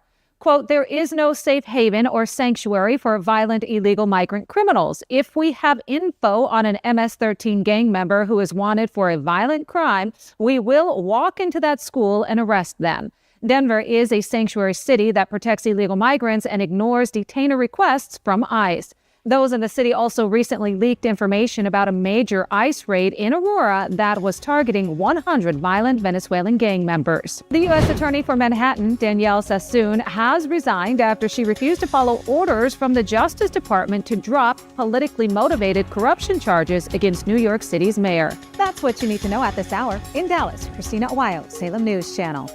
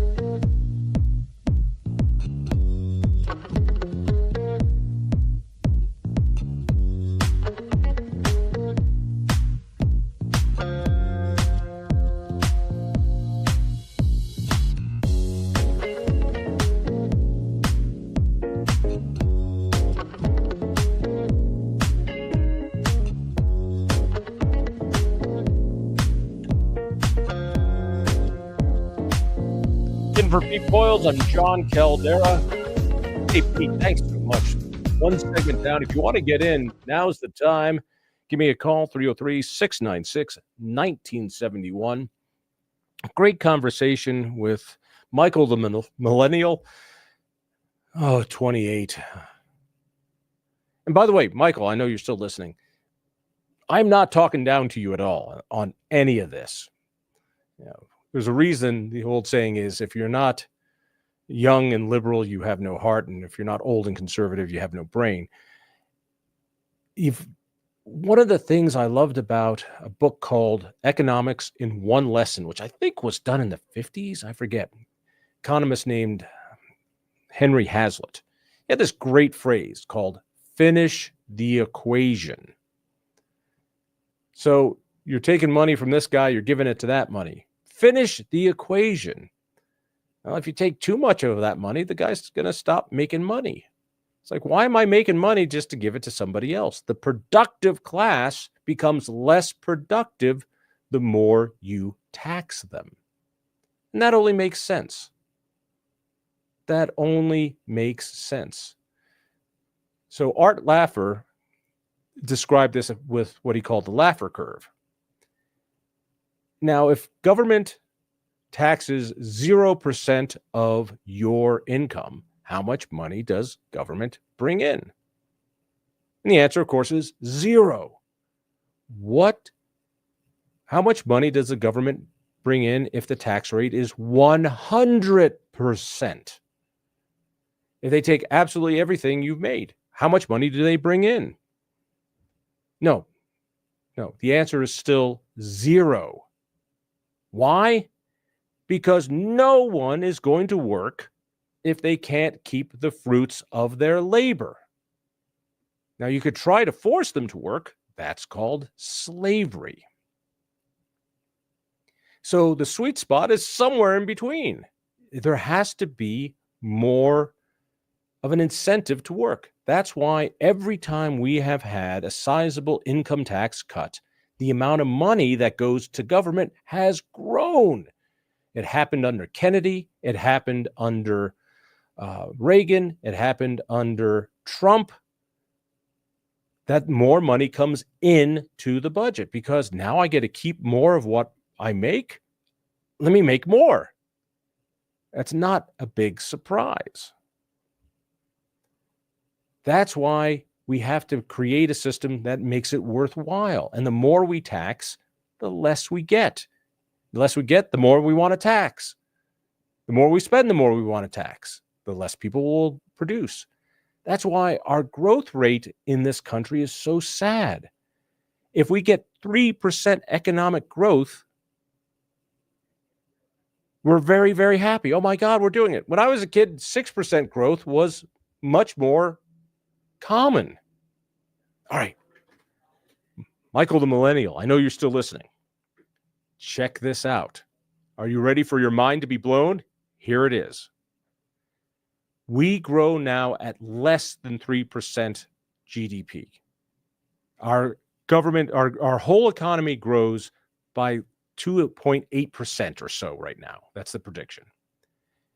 But we spend 3% of our budget on debt interest. Just paying interest. We get nothing for that. Nothing. In other words, every last penny we create in economic growth now goes to just pay the interest.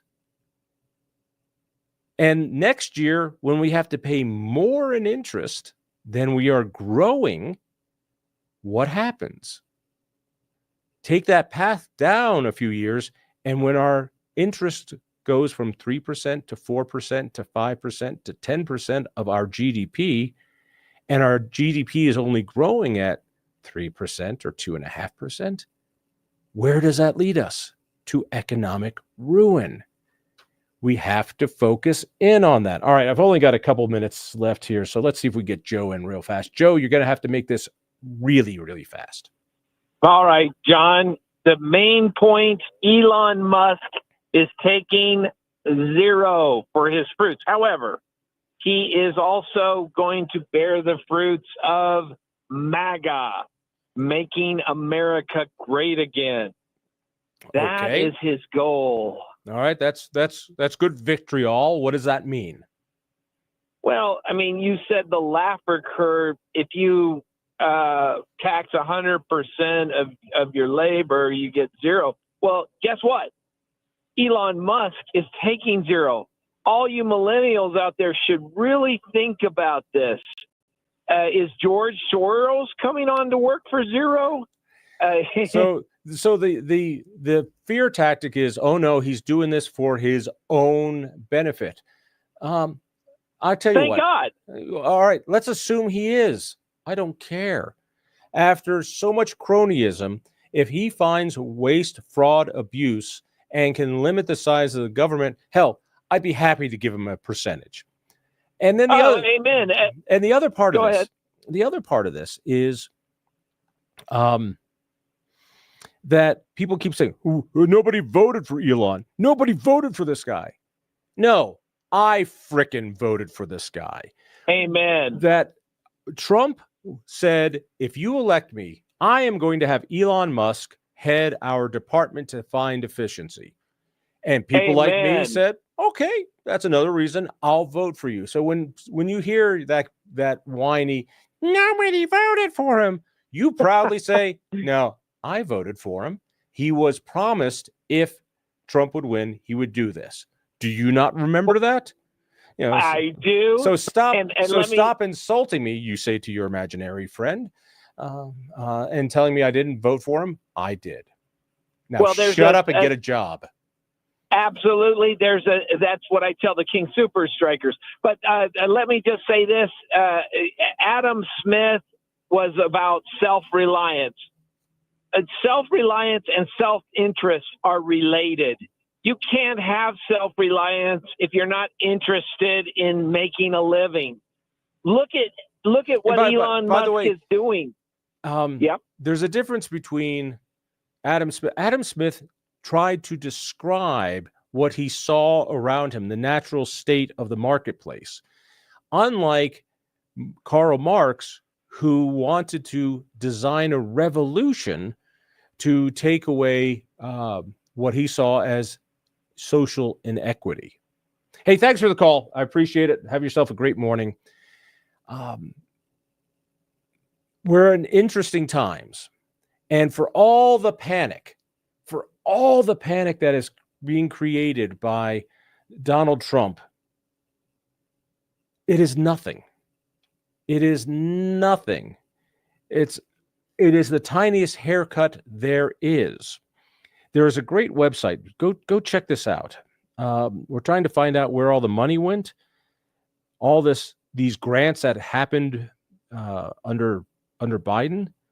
Let me see if I've got it up. Where is that website? I think it's called republicandata.com. I think it's called republicandata.com. I'll have to double check on that. And you can search under names for how much money went to different organizations. Here in Colorado, there's something called the Rocky Mountain Institute. They're the ones who keep fighting for ridiculous green energy. They fight against nuclear energy, which is cheap and reliable. They have a budget of $140 million a year. That is twice the budget of the Heritage Foundation. Remember that evil Heritage Foundation with their Project 2025? This organization is twice that size, and nobody's heard about them. Well, in the last year or so alone, you've given them $30 million of your tax money in grants. We wouldn't know this if Elon wasn't out there trying to make these things public. Make these things public. And now I know that all that money is going to fight what we're doing at Independence Institute. And we don't take it money. Please go to thinkfreedom.org. Thinkfreedom.org. Sign up for my newsletter at Independence Institute. Check out sleepcolorado.com. Follow me on social. There's no E in Jon and no E in Caldara. All A. Here you are.